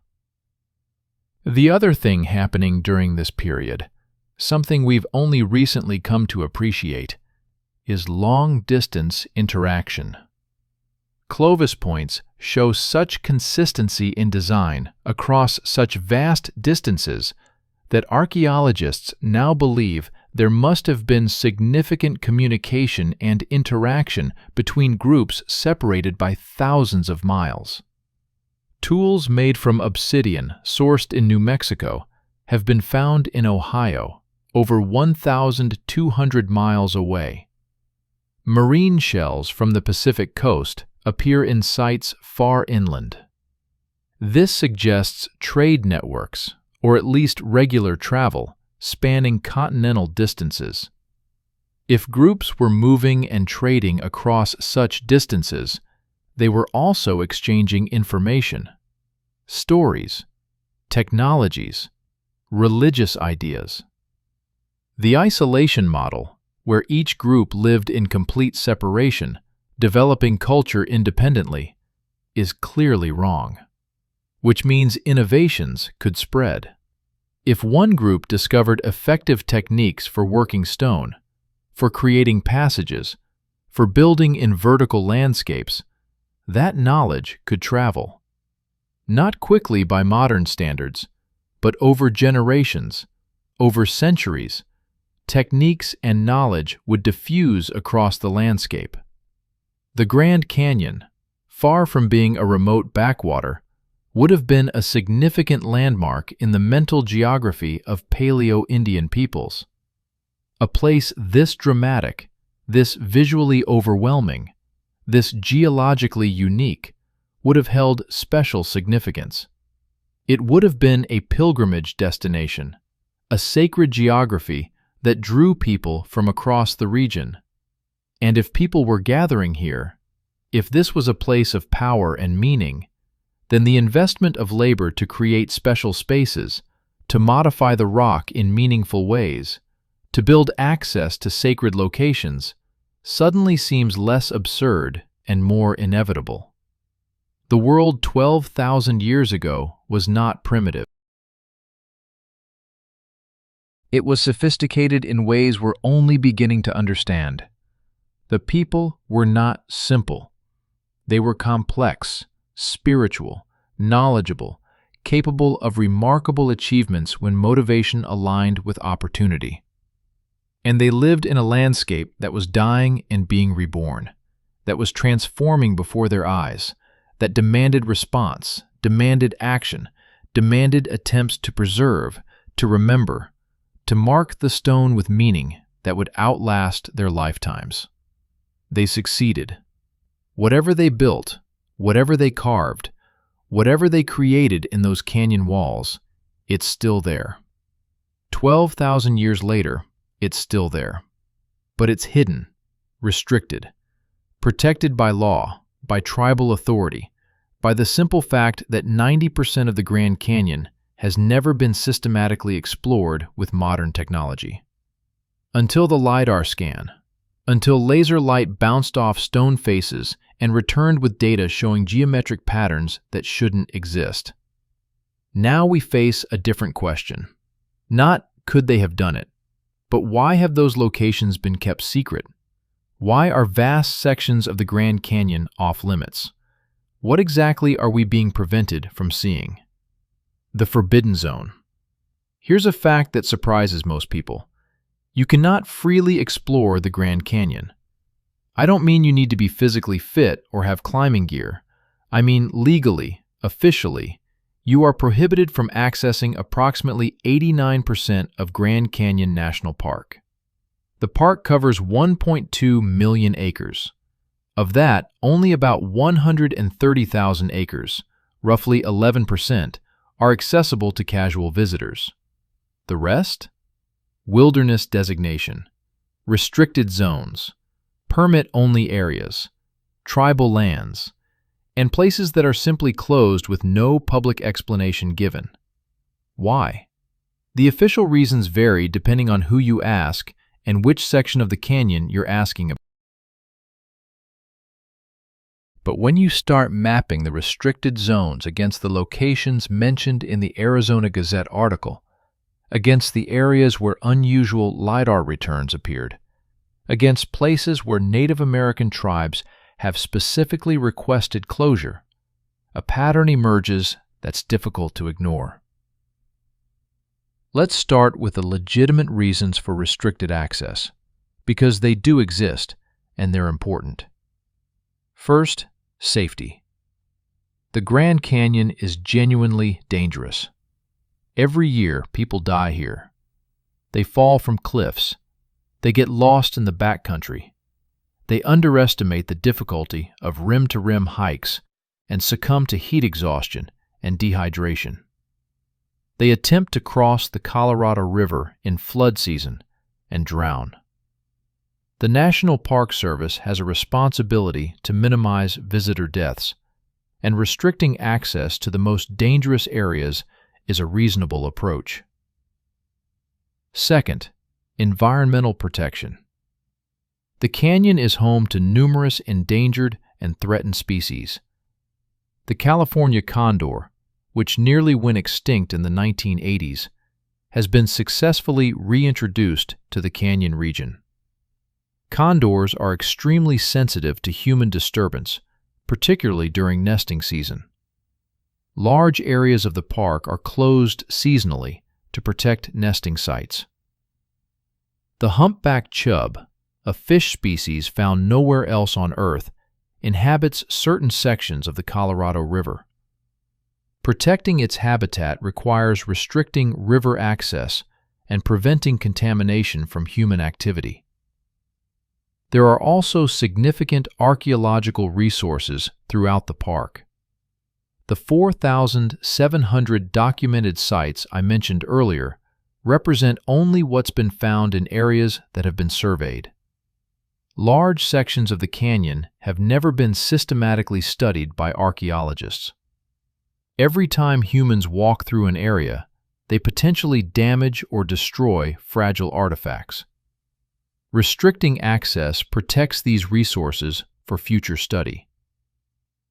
Third, and most importantly for this story, tribal sacred sites. Multiple Native American tribes have cultural and spiritual connections to the Grand Canyon. The Havasupai Tribe's reservation is located within the canyon itself. The Hopi, Navajo, Wallapai, Paiute, and Zuni all maintain that specific locations within the canyon are sacred and should not be accessed by outsiders, or in some cases, by anyone at all. The National Park Service is legally required to consult with these tribes and to protect sites of religious and cultural significance. This isn't optional. This is federal law under the National Historic Preservation Act and the Native American Graves Protection and Repatriation Act. So when a tribe says, "This area is sacred. Close it to public access," the Park Service is obligated to comply. And they do. Significant portions of the canyon are restricted specifically because tribes have requested protection. All of these are legitimate, defensible reasons for limiting access. I want to be absolutely clear about that. The conspiracy theory version of this story, the one that claims the government is hiding ancient Egyptian artifacts or alien landing sites or whatever nonsense you find in the darker corners of the internet, ignores these very real, very valid concerns. But here's where things get complicated. Some of the restricted zones don't have clear public justifications. Some areas are simply marked as closed on park maps with no explanation.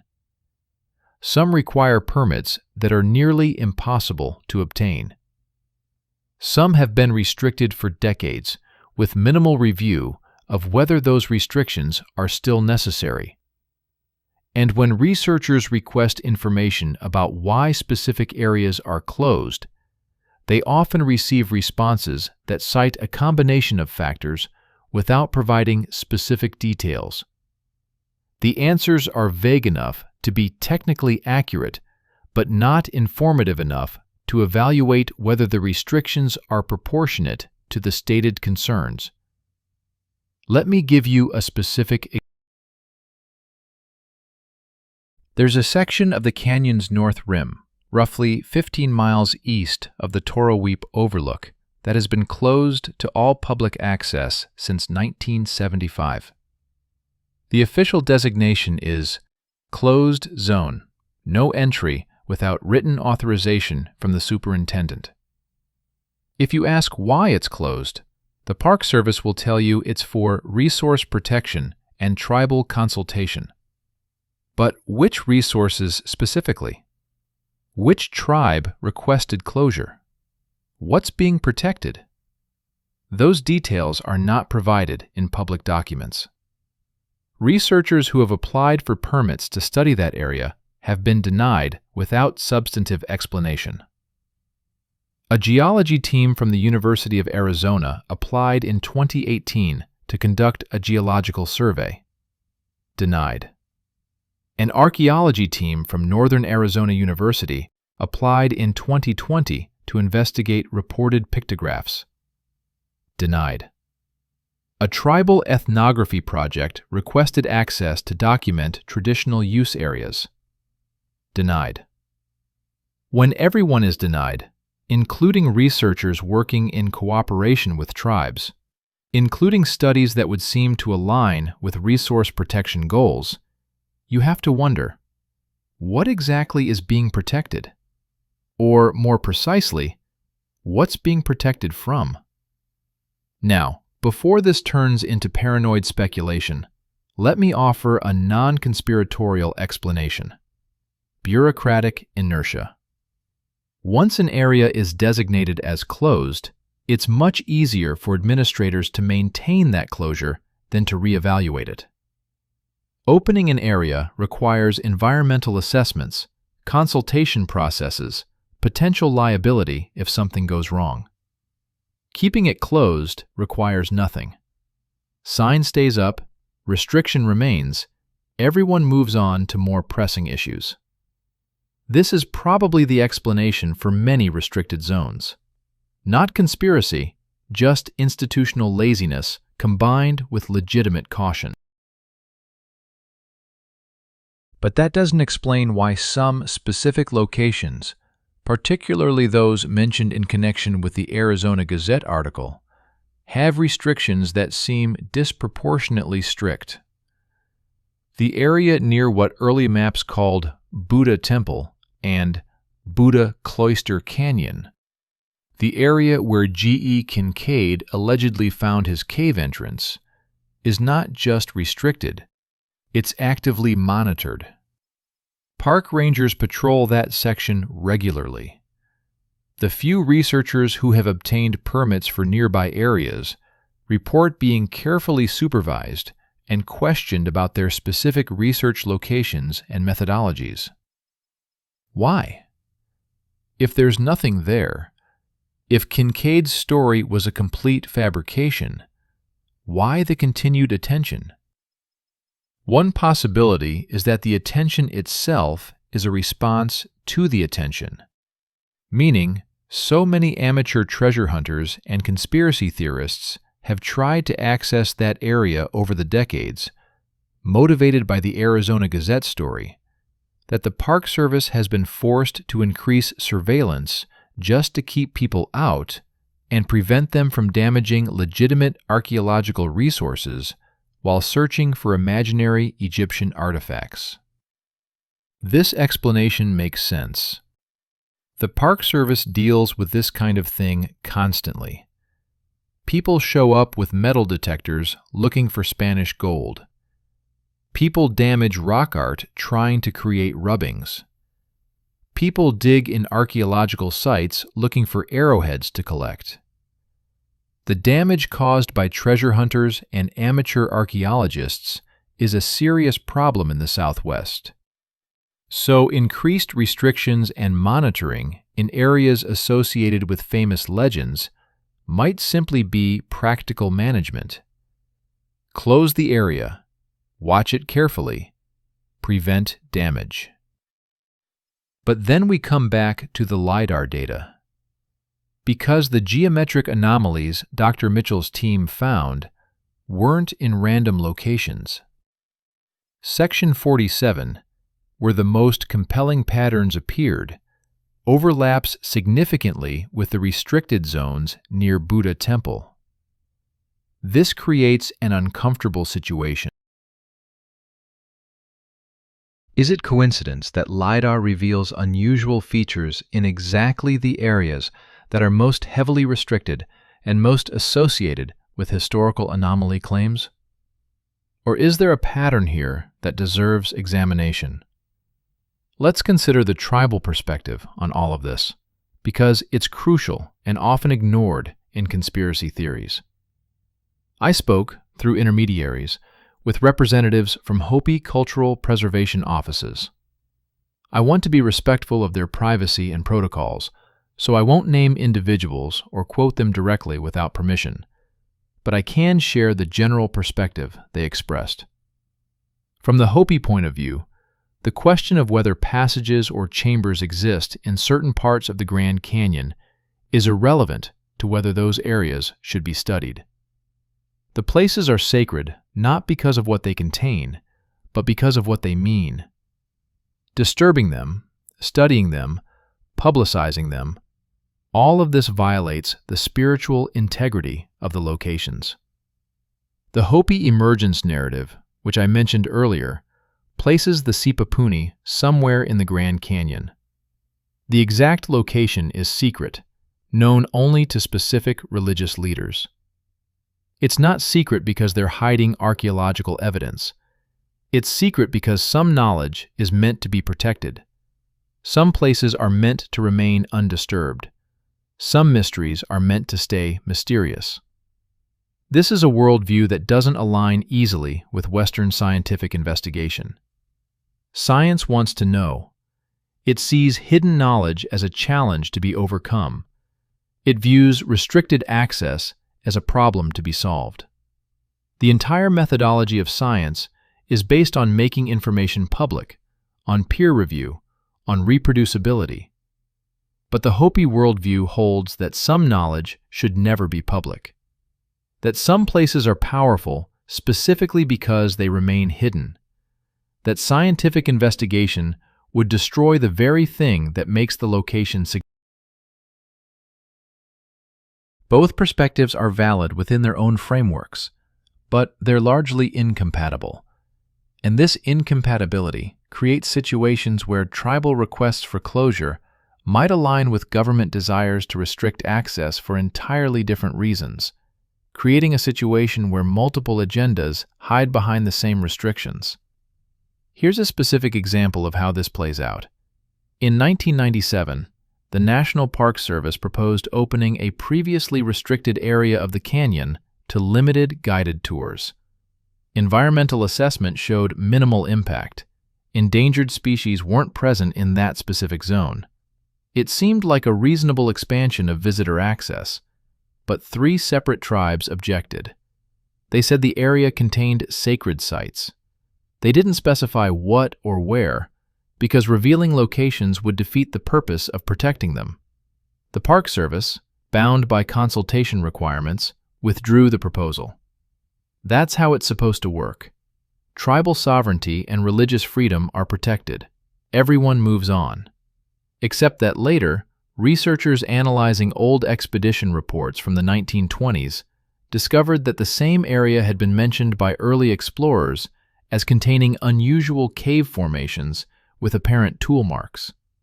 Nothing was ever officially documented. No archaeological study was conducted, but the mentions exist in dusty expedition journals archived in university libraries. So, was the tribal objection based on genuine sacred site concerns? Almost certainly yes. But does that mean nothing unusual exists there? Not necessarily. The two things aren't mutually exclusive. A location can be both archaeologically significant and spiritually sacred. In fact, they often are. And this is where the conspiracy theories gain traction, because they exploit this ambiguity. They say, see, the government uses tribal concerns as an excuse to hide the truth. They claim it's about respecting Native Americans, but really, they're covering up evidence that contradicts official history. That's an unfair and disrespectful characterization. Tribal concerns are genuine and deserve protection regardless of what archaeological features might or might not exist. But I understand why the ambiguity creates suspicion. The question isn't whether the restrictions are justified. Many clearly are. The question is whether all restrictions in all zones are proportionate and necessary, or whether some serve additional unstated purposes. And then there's the Smithsonian factor. Because the institution that allegedly sponsored Kincaid's expedition, the institution that has spent over a century denying any involvement, is the same institution that manages massive collections of archaeological materials from the Southwest, including significant holdings from Grand Canyon excavations. The Smithsonian's National Museum of Natural History holds approximately 146 million objects in its collections. Only a tiny fraction, perhaps 2%, are on display at any given time. The rest are in storage, in vast climate-controlled warehouses, cataloged in databases that researchers can access by application and appointment. What's in those collections from the Grand Canyon? According to publicly available catalog records, there are approximately 4,700 entries associated with Grand Canyon provenance. These include pottery sherds, stone tools, basketry fragments, human remains, botanical specimens, and various other materials collected during archaeological expeditions from the 1870s through the present day. The catalog records are searchable online. Anyone can look through them. They're not secret. But the descriptions are often minimal. Ceramic sherd, Kohanina culture, approximate date 1200 CE, collected 1934, location withheld to protect site. Location withheld.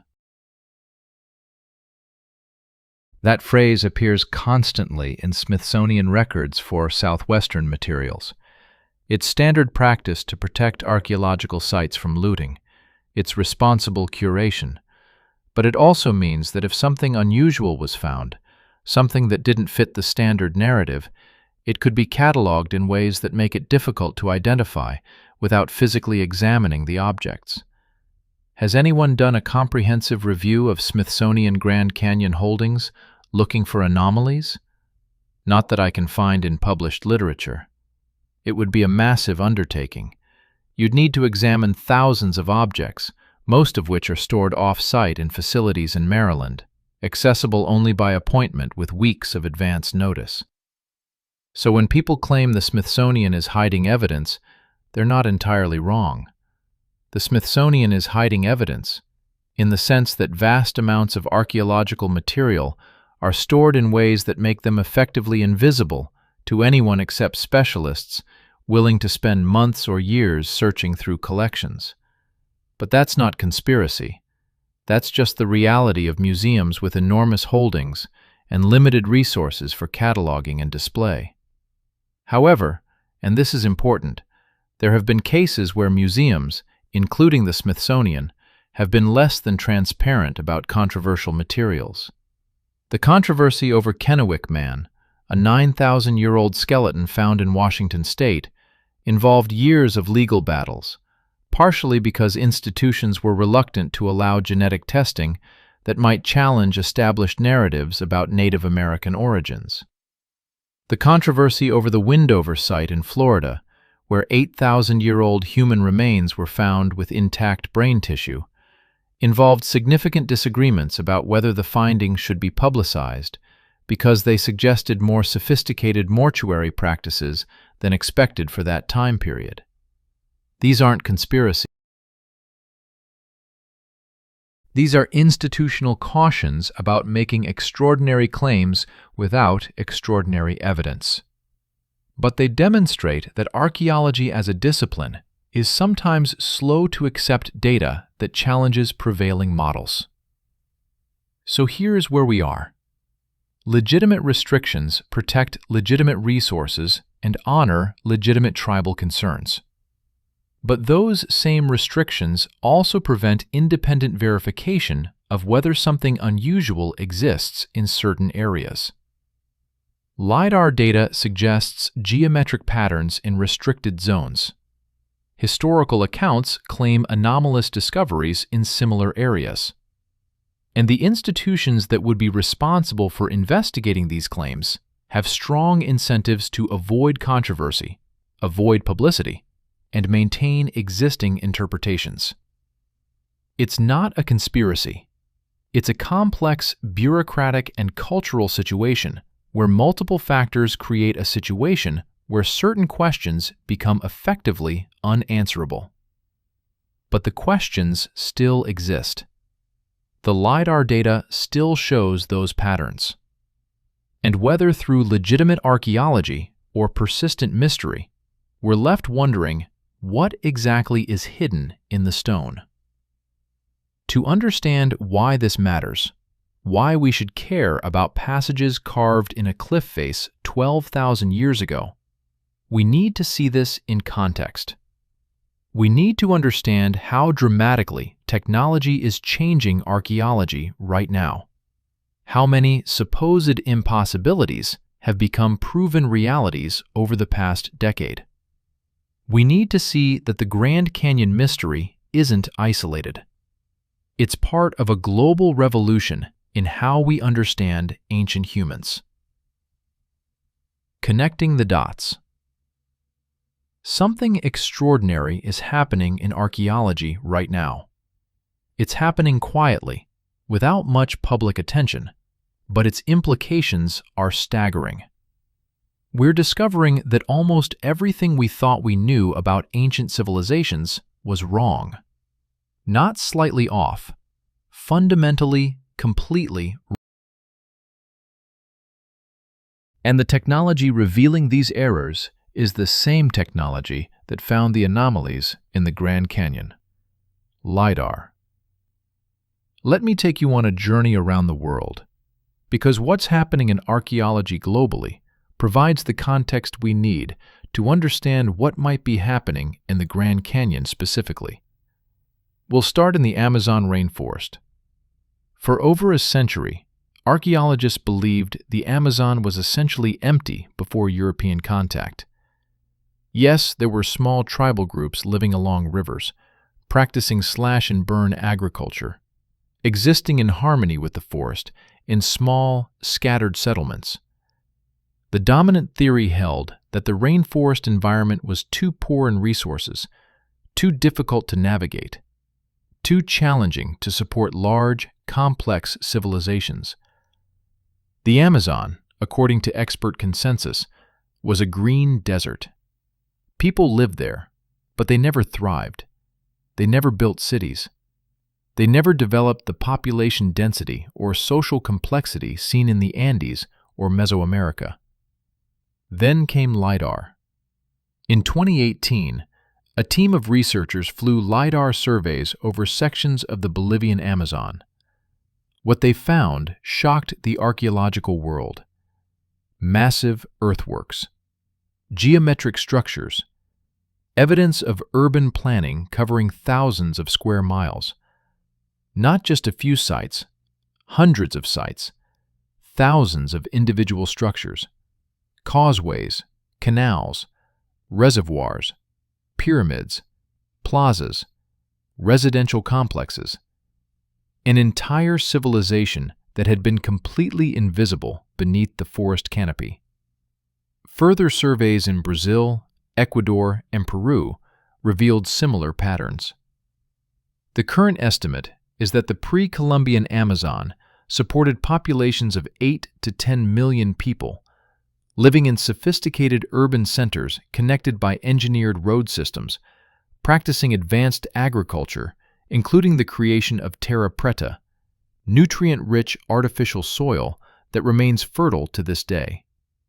Everything experts believed about the Amazon was wrong. The forest wasn't empty. It was managed. The civilizations weren't simple, they were complex. The earthworks weren't natural, they were engineered on a scale that rivals anything built in the ancient world. And we had no idea. We walked past these sites for centuries, flew over them in planes, looked at them in satellite images, and saw nothing but jungle. The structures were there the entire time, we just couldn't see them.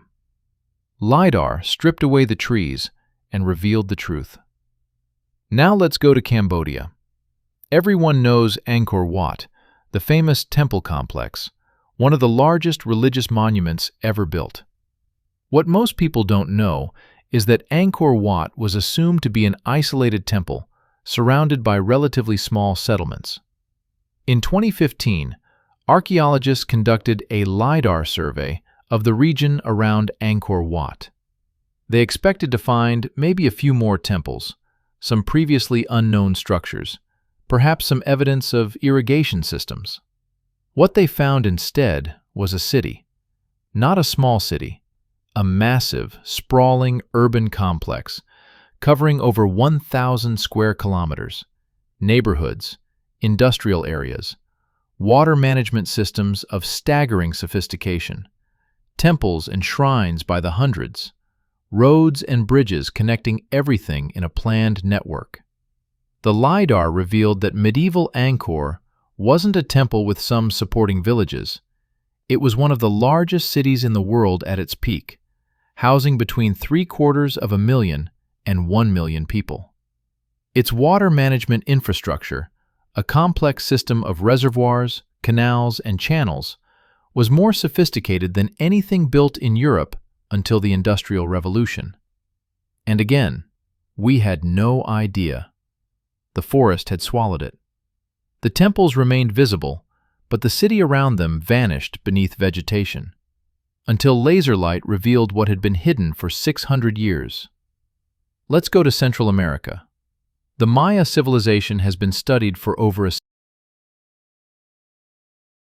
Thousands of sites have been excavated and documented. Cities like Tikal, Palenque, and Copan are world famous. Archaeologists thought they had a pretty good understanding of Maya population, settlement patterns, and urban development. Then, in 2018, a consortium of universities conducted a LiDAR survey of the Petén region in Guatemala. They covered over 800 square miles. The results, published in the journal Science, stunned the archaeological community. They found over 60,000 previously unknown structures. Not minor features, major buildings, pyramids, palaces, defensive walls, causeways, agricultural terraces, entire cities that had never been documented. The LiDAR data suggests the classic Maya civilization, at its peak around 1,200 years ago, had a population of 15 to 20 million people, 2 to 3 times higher than previous estimates. The population density in some regions was comparable to modern urban areas. The agricultural infrastructure, including sophisticated terracing and irrigation systems, supported this massive population through engineering that we're only now beginning to understand. And we missed all of it. Archaeologists had walked within yards of massive pyramids and never knew they were there, covered as they were by centuries of vegetation. The pattern repeats everywhere LiDAR has been deployed. In Belize, entire Maya cities appeared where experts insisted no major settlements existed. In Mexico, new pyramid complexes emerged from the jungle. In Honduras, massive earthworks revealed urban planning that predates previously known Maya development by centuries. We thought we knew the ancient world. We were wrong. And the technology revealing our errors is the same technology now being deployed in the Grand Canyon. But LiDAR is only part of the revolution. Let's talk about Göbekli Tepe again, because what's being discovered there keeps getting more remarkable. When the site was first excavated in the 1990s, archaeologists found those massive stone circles I mentioned earlier, dated to 11,600 years ago. That alone was revolutionary. It pushed back monumental architecture by thousands of years and demonstrated that hunter-gatherers could create complex structures. But excavation has continued, and as more of the site is revealed, it becomes more sophisticated, not less. The stone pillars aren't just placed randomly. They're positioned with astronomical alignments. They create acoustic effects, resonating at specific frequencies when struck. They're carved with complex symbolic programs that seem to tell stories or encode information we don't yet understand. And ground-penetrating radar shows that the excavated area represents less than 5% of the total site. Most of Göbekli Tepe is still buried. The full extent of what's there won't be known for decades, possibly centuries given the current pace of excavation. But here's what really matters. Göbekli Tepe isn't alone anymore. Since its discovery, similar sites have been found throughout Turkey and the Levant. Karahan Tepe, discovered in 2019, shows structures that might be even older and possibly more sophisticated. Boncuklu Tarla, currently being excavated, has similar megalithic architecture dating to the same period. We're not looking at a single anomalous site. We're looking at a culture, a civilization, an entire tradition of monumental construction by people who weren't supposed to be capable of it. And it's forcing archaeology to reconsider everything about the transition from Paleolithic to Neolithic, from hunter-gatherer to agricultural societies, from simple bands to complex civilizations. The old model was linear. First you settle down, then you develop agriculture, then you build villages, then cities, then monuments. Hunter-gatherers were mobile, temporary, incapable of large-scale coordination. The new model emerging from sites like Göbekli Tepe is completely different. First you build monuments, and that social coordination and ritual activity drives the development of agriculture and settled life. The temple comes before the city. The sacred precedes the practical. This inverts our entire understanding of cultural evolution. Now, let me connect this to North America, because similar revolutions are happening here too, just with less publicity. In Louisiana, LiDAR surveys have revealed that Poverty Point, a massive earthwork complex, is far more extensive than previously known. The site, which dates to 3,400 years ago, includes geometric earthworks covering several square miles, suggesting a population and organizational capacity that wasn't supposed to exist in pre-Columbian North America. In Ohio, the Newark earthworks, built by the Hopewell culture approximately 2,000 years ago, have been shown through precise surveying to incorporate complex geometric relationships and astronomical alignments. The engineering precision rivals anything in the ancient world. The Great Circle is exactly 1,080 feet in diameter. The octagon's dimensions encode multiple geometric and mathematical relationships. This wasn't accidental. This was intentional, sophisticated design by people we've traditionally dismissed as mound builders with simple technology. At Cahokia in Illinois, the largest pre-Columbian city north of Mexico, recent excavations and remote sensing have revealed that the site was far more complex and densely populated than previously believed. At its peak, around 900 years ago, Cahokia housed 20,000 to 40,000 people, making it larger than London at the same time period. The point is this: everywhere we look with new technology, we find that ancient people were more sophisticated, more capable, more numerous, and more architecturally ambitious than we gave them credit for. Every single time we've assumed something was impossible for ancient peoples, we've eventually been proven wrong. So when we find geometric patterns in Grand Canyon cliff faces, when LiDAR reveals passages that suggest intentional excavation, when the dates associated with these features push back to 12,000 years ago, our first response shouldn't be, "That's impossible." Our first response should be, "That's unexpected. Let's investigate."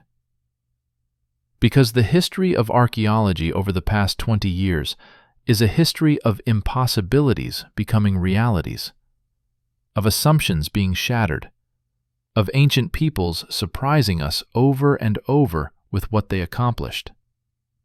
There's a cognitive bias at work in archaeology called the primitive past fallacy. It's the assumption that people who lived longer ago were less intelligent, less capable, less sophisticated than more recent peoples. This bias has been consistently disproven. Anatomically modern humans have had the same cognitive capacity for at least 50,000 years, possibly longer. A child born 12,000 years ago, raised in our world, would be indistinguishable from any other child. Same brain, same potential, same intelligence. What changed over time wasn't intelligence. It was accumulated knowledge, technology, and social organization. But intelligence, creativity, problem-solving ability, those have been constant. So Paleo-Indians 12,000 years ago were just as smart as us. They simply had different knowledge, different tools, different challenges. But if they decided to carve passages into cliff faces for whatever reason mattered to them, they were certainly capable of doing it. The question isn't capability. The question is motivation. Why would they do it? And this is where the pattern across all these discoveries becomes relevant. In almost every case where ancient people invested enormous labor into monumental architecture, the motivation was spiritual, not practical. Göbekli Tepe wasn't a city. It was a temple. The Nazca Lines weren't transportation infrastructure. They were ritual pathways. The elaborate earthworks in Ohio weren't defensive fortifications. They were ceremonial centers. When humans want to express the most important aspects of their culture, when they want to create something that will last, when they want to mark the landscape with meaning, they build sacred structures. If there are intentionally carved passages in the Grand Canyon dating to 12,000 years ago, they're almost certainly sacred spaces, places of ceremony, ritual, initiation, vision quests, or spiritual practice that we can barely understand because the cultural context is completely lost. But they would have made perfect sense to the people who created them. They would have been necessary, essential, worth the enormous effort required. And here's the other pattern worth noting.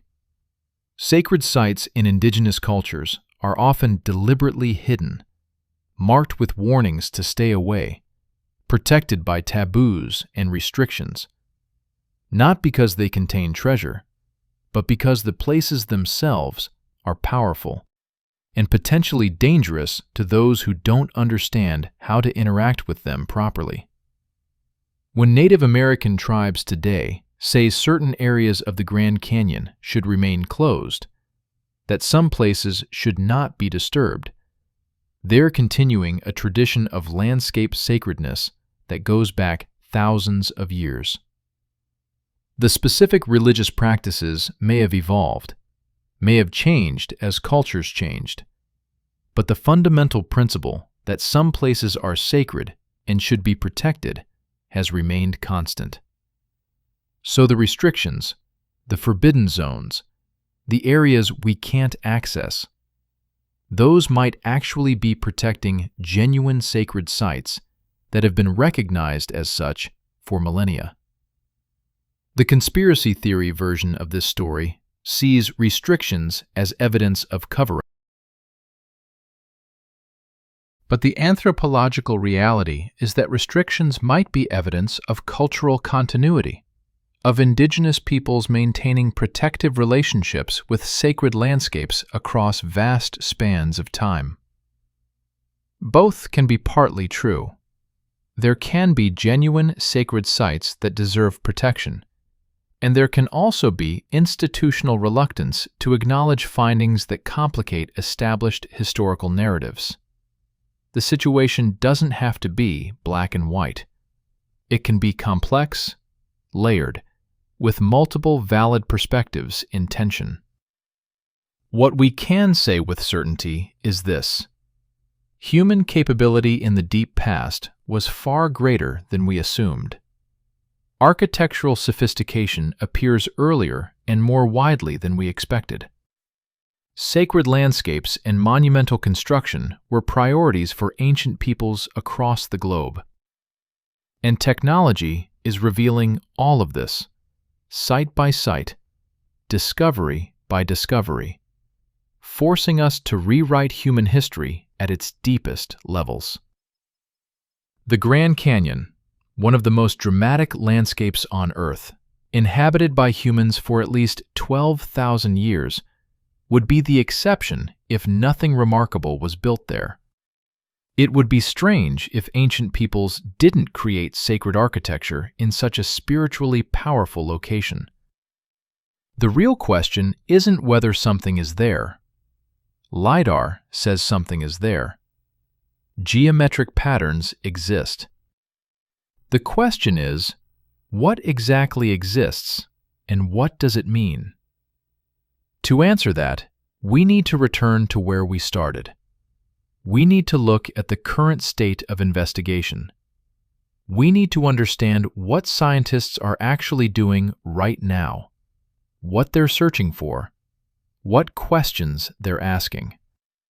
We need to see where this story goes from here. What lies beneath? It's February 2024 as I write this. Dr. Sarah Mitchell's permit application to conduct a ground truthing expedition in Section 47 of the Grand Canyon has been pending for 11 months. The application sits in bureaucratic limbo, awaiting final approval from multiple agencies: the National Park Service, the Arizona State Historic Preservation Office, and consultation responses from 6 different Native American tribes. The process is agonizingly slow, but it's happening. And that matters, because whatever comes next in this story will be determined by what that expedition finds or doesn't find. Let me walk you through what the proposed expedition would actually do, because understanding the methodology is crucial to evaluating any future claims. Phase 1 would be purely observational. A small team, no more than 6 people, would approach the cliff face where the LiDAR detected the geometric anomalies. They would use climbing equipment to safely access the elevation where the patterns appear. They would photograph, measure, and document what's visible from the outside. No excavation, no intrusive investigation, just careful observation and recording. This is standard archaeological protocol for initial site assessment. You don't dig until you know what you're looking at. If Phase 1 confirms that artificial features exist, passages that show clear evidence of human modification rather than natural formation, then Phase 2 would involve limited entry. 1 or 2 team members would enter the passages, equipped with portable LiDAR scanners, cameras, and environmental sensors. They would map the interior spaces, document any artifacts or features, take samples for dating if organic materials are present, and create a detailed 3-dimensional model of the internal structure. All of this would be done with extreme care to avoid disturbing anything.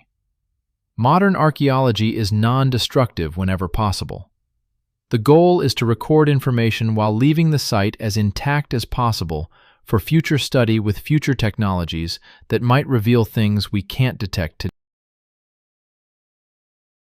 Phase 3, if warranted, would involve more extensive excavation and study, but that would require entirely separate permits and would only proceed if Phase 2 revealed something genuinely extraordinary.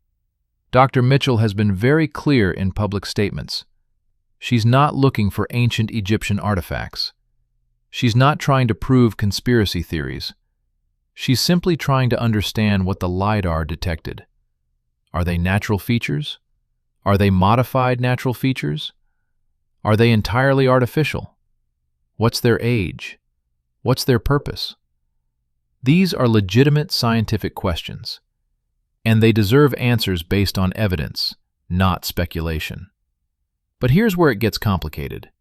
Even if the expedition proceeds, even if they find passages, even if those passages show clear evidence of human excavation, even if dating methods suggest extraordinary antiquity, the interpretation of those findings will be contested. Because archaeology isn't just about what you find. It's about what you conclude from what you find. And those conclusions are shaped by theoretical frameworks, by prevailing paradigms, by career incentives, and yes, by institutional pressures. Let me give you an example of how this plays out. In the 1990s, a site called Monteverde in Chile was excavated by archaeologist Tom Dillehay. He found clear evidence of human occupation dated to 14,500 years ago, more than 1,000 years before Clovis, directly contradicting the Clovis first model that dominated North American archaeology. The response from the archaeological establishment was fierce skepticism. Dillehay's methodology was questioned, his dating was challenged, his interpretations were dismissed. For years, Monteverde was treated as controversial, possibly fraudulent, despite solid evidence. Why? Because it contradicted the prevailing model. Because accepting Monteverde meant rewriting textbooks, revising careers, admitting that the consensus was wrong. That's psychologically difficult for any field, but especially for a field like archaeology, where established scholars have spent decades building their reputations on specific interpretations. Eventually, after extensive review, after other pre-Clovis sites were discovered, after genetic evidence supported earlier entry into the Americas, Monteverde was accepted. Dillehay was vindicated. The Clovis first model was abandoned. But it took 20 years. 20 years of professional attacks, funding difficulties, and institutional resistance. This is what happens when archaeological evidence challenges established narratives. even when the evidence is solid, even when the methodology is sound, the road from discovery to acceptance is long and contentious. So even if Dr. Mitchell's team finds ancient passages in the Grand Canyon, even if the evidence is overwhelming, don't expect immediate acceptance. Expect controversy. Expect alternative explanations. Expect arguments about dating methods, about natural versus artificial features, about whether the evidence really shows what it appears to show. This isn't conspiracy. This is how science works. Skepticism is healthy. Extraordinary claims require extraordinary evidence. The burden of proof is high, and that's appropriate. But it also means that answers, real answers, will take time. While we wait for official archaeology to move forward, there are other lines of investigation happening, less formal but potentially illuminating. Several independent researchers, including retired geologists and amateur archaeologists, have been analyzing historical records from early Grand Canyon explorations. They're looking for mentions of caves, unusual formations, or passages that might have been noted but never followed up on. And they're finding things. Scattered references in old expedition journals, photographs from the early 1900s showing cliff faces with features that might be passage entrances. Survey notes from the 1920s mentioning possible artificial modifications in certain areas. None of this is proof of anything, but it establishes a pattern of people noticing something unusual, something that didn't fit expectations, something that was then forgotten or ignored as exploration moved to other areas. One particularly interesting document was discovered in the archives of the Museum of Northern Arizona. It's a letter from 1932, written by a surveyor named Harold Bell, describing his work mapping the canyon's north rim. In the letter, Bell mentions finding carved steps leading to a ledge approximately 40 feet above the canyon floor, steps that do not appear to be the work of recent Indian tribes, but show evidence of great antiquity based on weathering patterns. He includes sketch maps showing the location.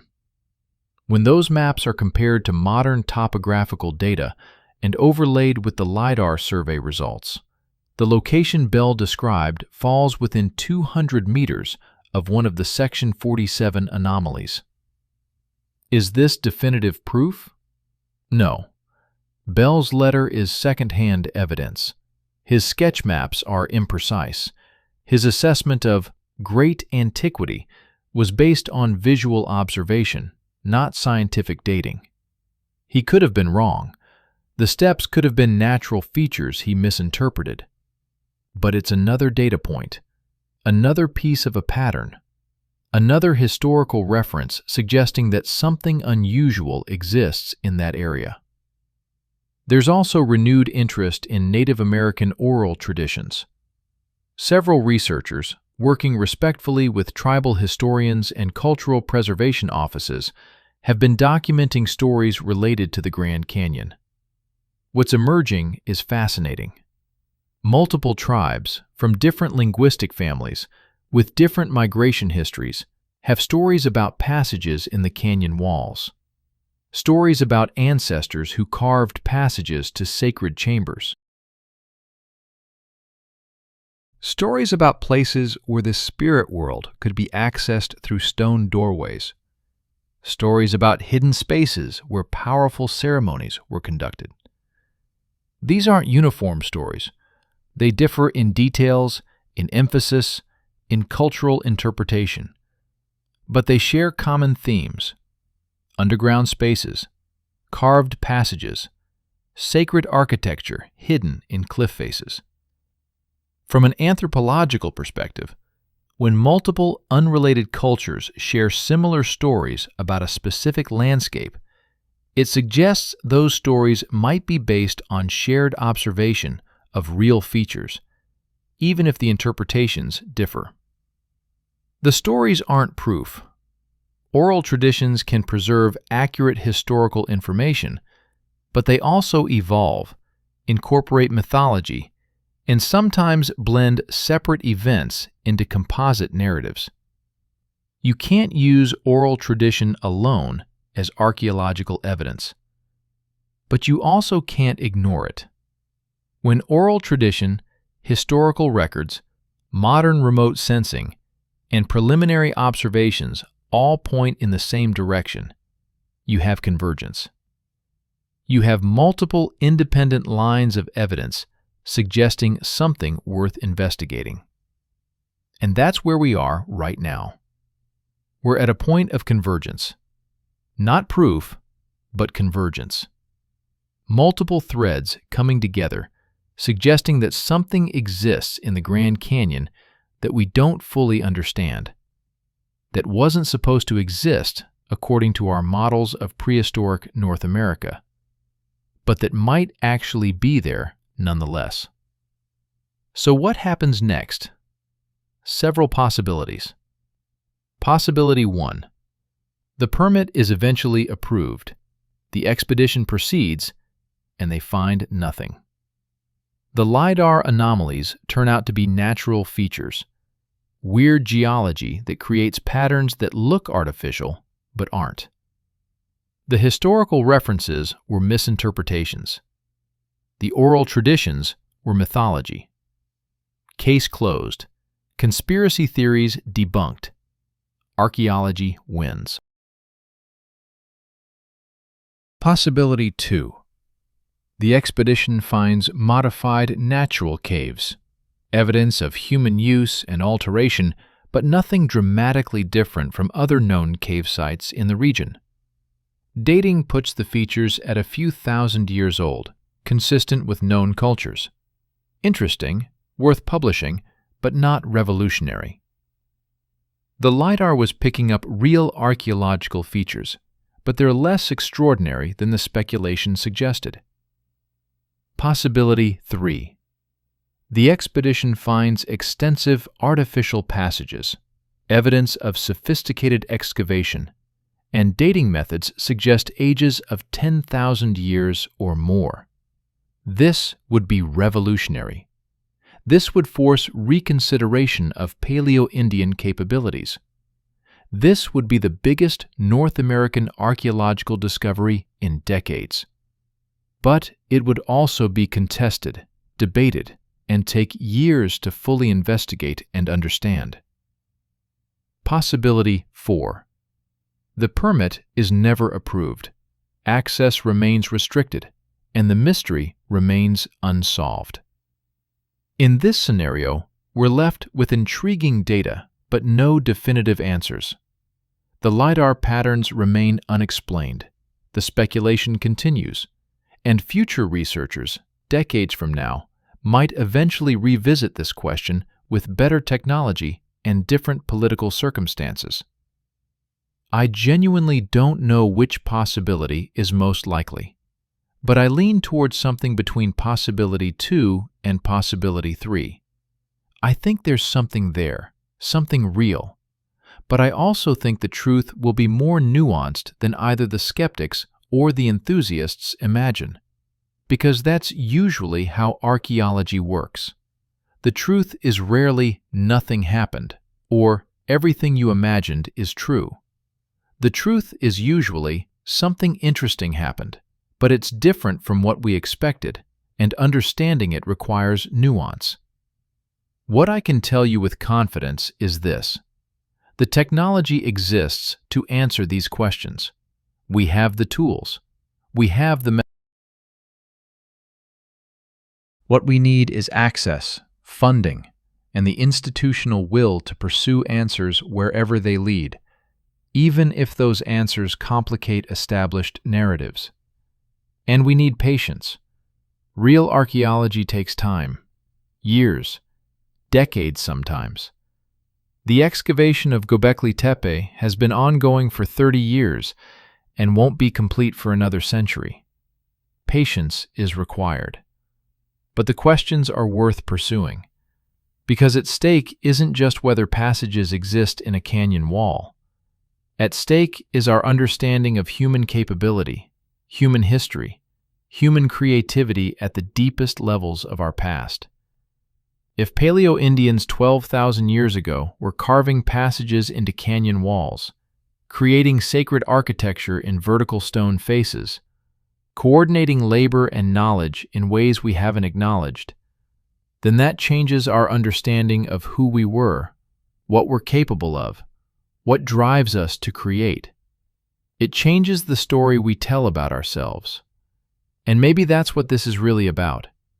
Not lost cities or hidden treasures or conspiracy theories, but the human story itself.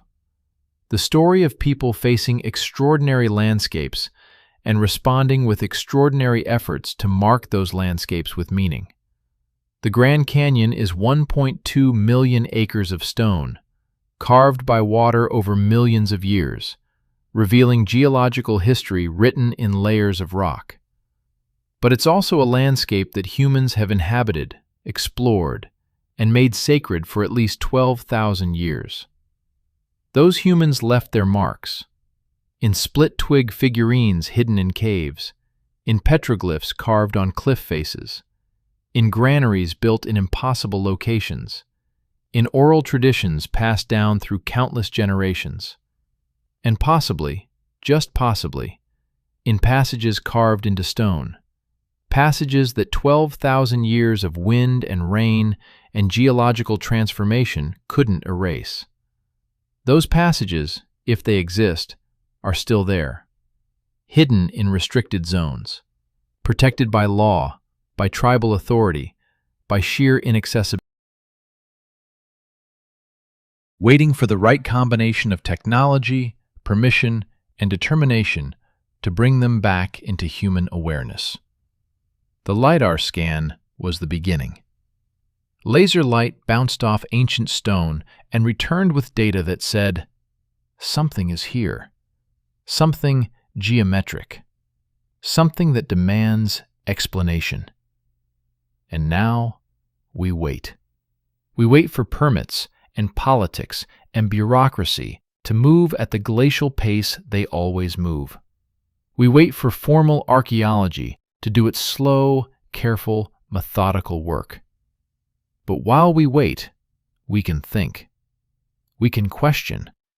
We can wonder what it meant to stand on that cliff face 12,000 years ago, looking out over a canyon that stretched to the horizon, and decide, here, in this stone, we will create something that lasts. Here, we will carve our prayers, our stories, our connection to the sacred into the very bones of the earth. That's what ancient people did everywhere else in the world. That's what humans do when confronted with landscapes that overwhelm us. We respond. We create. We leave our marks. The Grand Canyon would be the exception if nothing remarkable was created there. The mystery would be if humans stood at the edge of one of the most dramatic landscapes on Earth and did nothing worthy of that drama. They didn't do nothing. We know that much. The question is, what exactly did they do? How far into the stone did they go? What did those passages mean to them? What ceremonies were conducted in chambers hidden from the sun? What knowledge was preserved in darkness? What prayers were carved into limestone? Those questions don't have answers yet, but they will. Whether in years or decades, whether through formal archaeology or persistent mystery, eventually we'll know. And when we do, when the full story emerges, it will add another chapter to the ever-expanding understanding of human history. Another example of ancient peoples surprising us with their capabilities. Another reminder that the past is far richer, stranger, and more complex than we ever imagined. The Grand Canyon keeps its secrets well. It has for 12,000 years. But secrets, even ancient ones, eventually come to light. Sometimes through patient excavation, sometimes through advanced technology, sometimes through stories passed down through generations, finally being heard by people ready to listen. The light is coming. The laser light of LiDAR has already illuminated hidden patterns. The light of investigation will follow, when permissions align and circumstances allow. And eventually, the light of understanding will reveal what ancient hands created in that stone, why they created it, and what it tells us about who we were and who we remain. Until then, we have the data. We have the patterns. We have the questions. And we have the certainty that somewhere in those canyon walls, carved into Redwall limestone, accessible only through dangerous climbs and restricted zones, human beings left something behind. Something intentional. Something meaningful. Something that survived 12,000 years of geological time to challenge our assumptions about the past. That's worth waiting for. That's worth investigating. That's worth the patience required to do science properly, respectfully, carefully. Because the story isn't over. It's just beginning. The Grand Canyon's deepest secrets are still hidden, still waiting, still there beneath the stone. And one day, we'll know. One day, the underground city, whether literal or metaphorical, whether grand or modest, whether matching the legends or confounding them entirely, will be revealed. The stone remembers. And eventually, it will tell its story there beneath the stone. And one day, we'll know. One day, the underground city, whether literal or metaphorical, whether grand or modest, whether matching the legends or confounding them entirely, will be revealed. The stone remembers. And eventually, it will tell its story.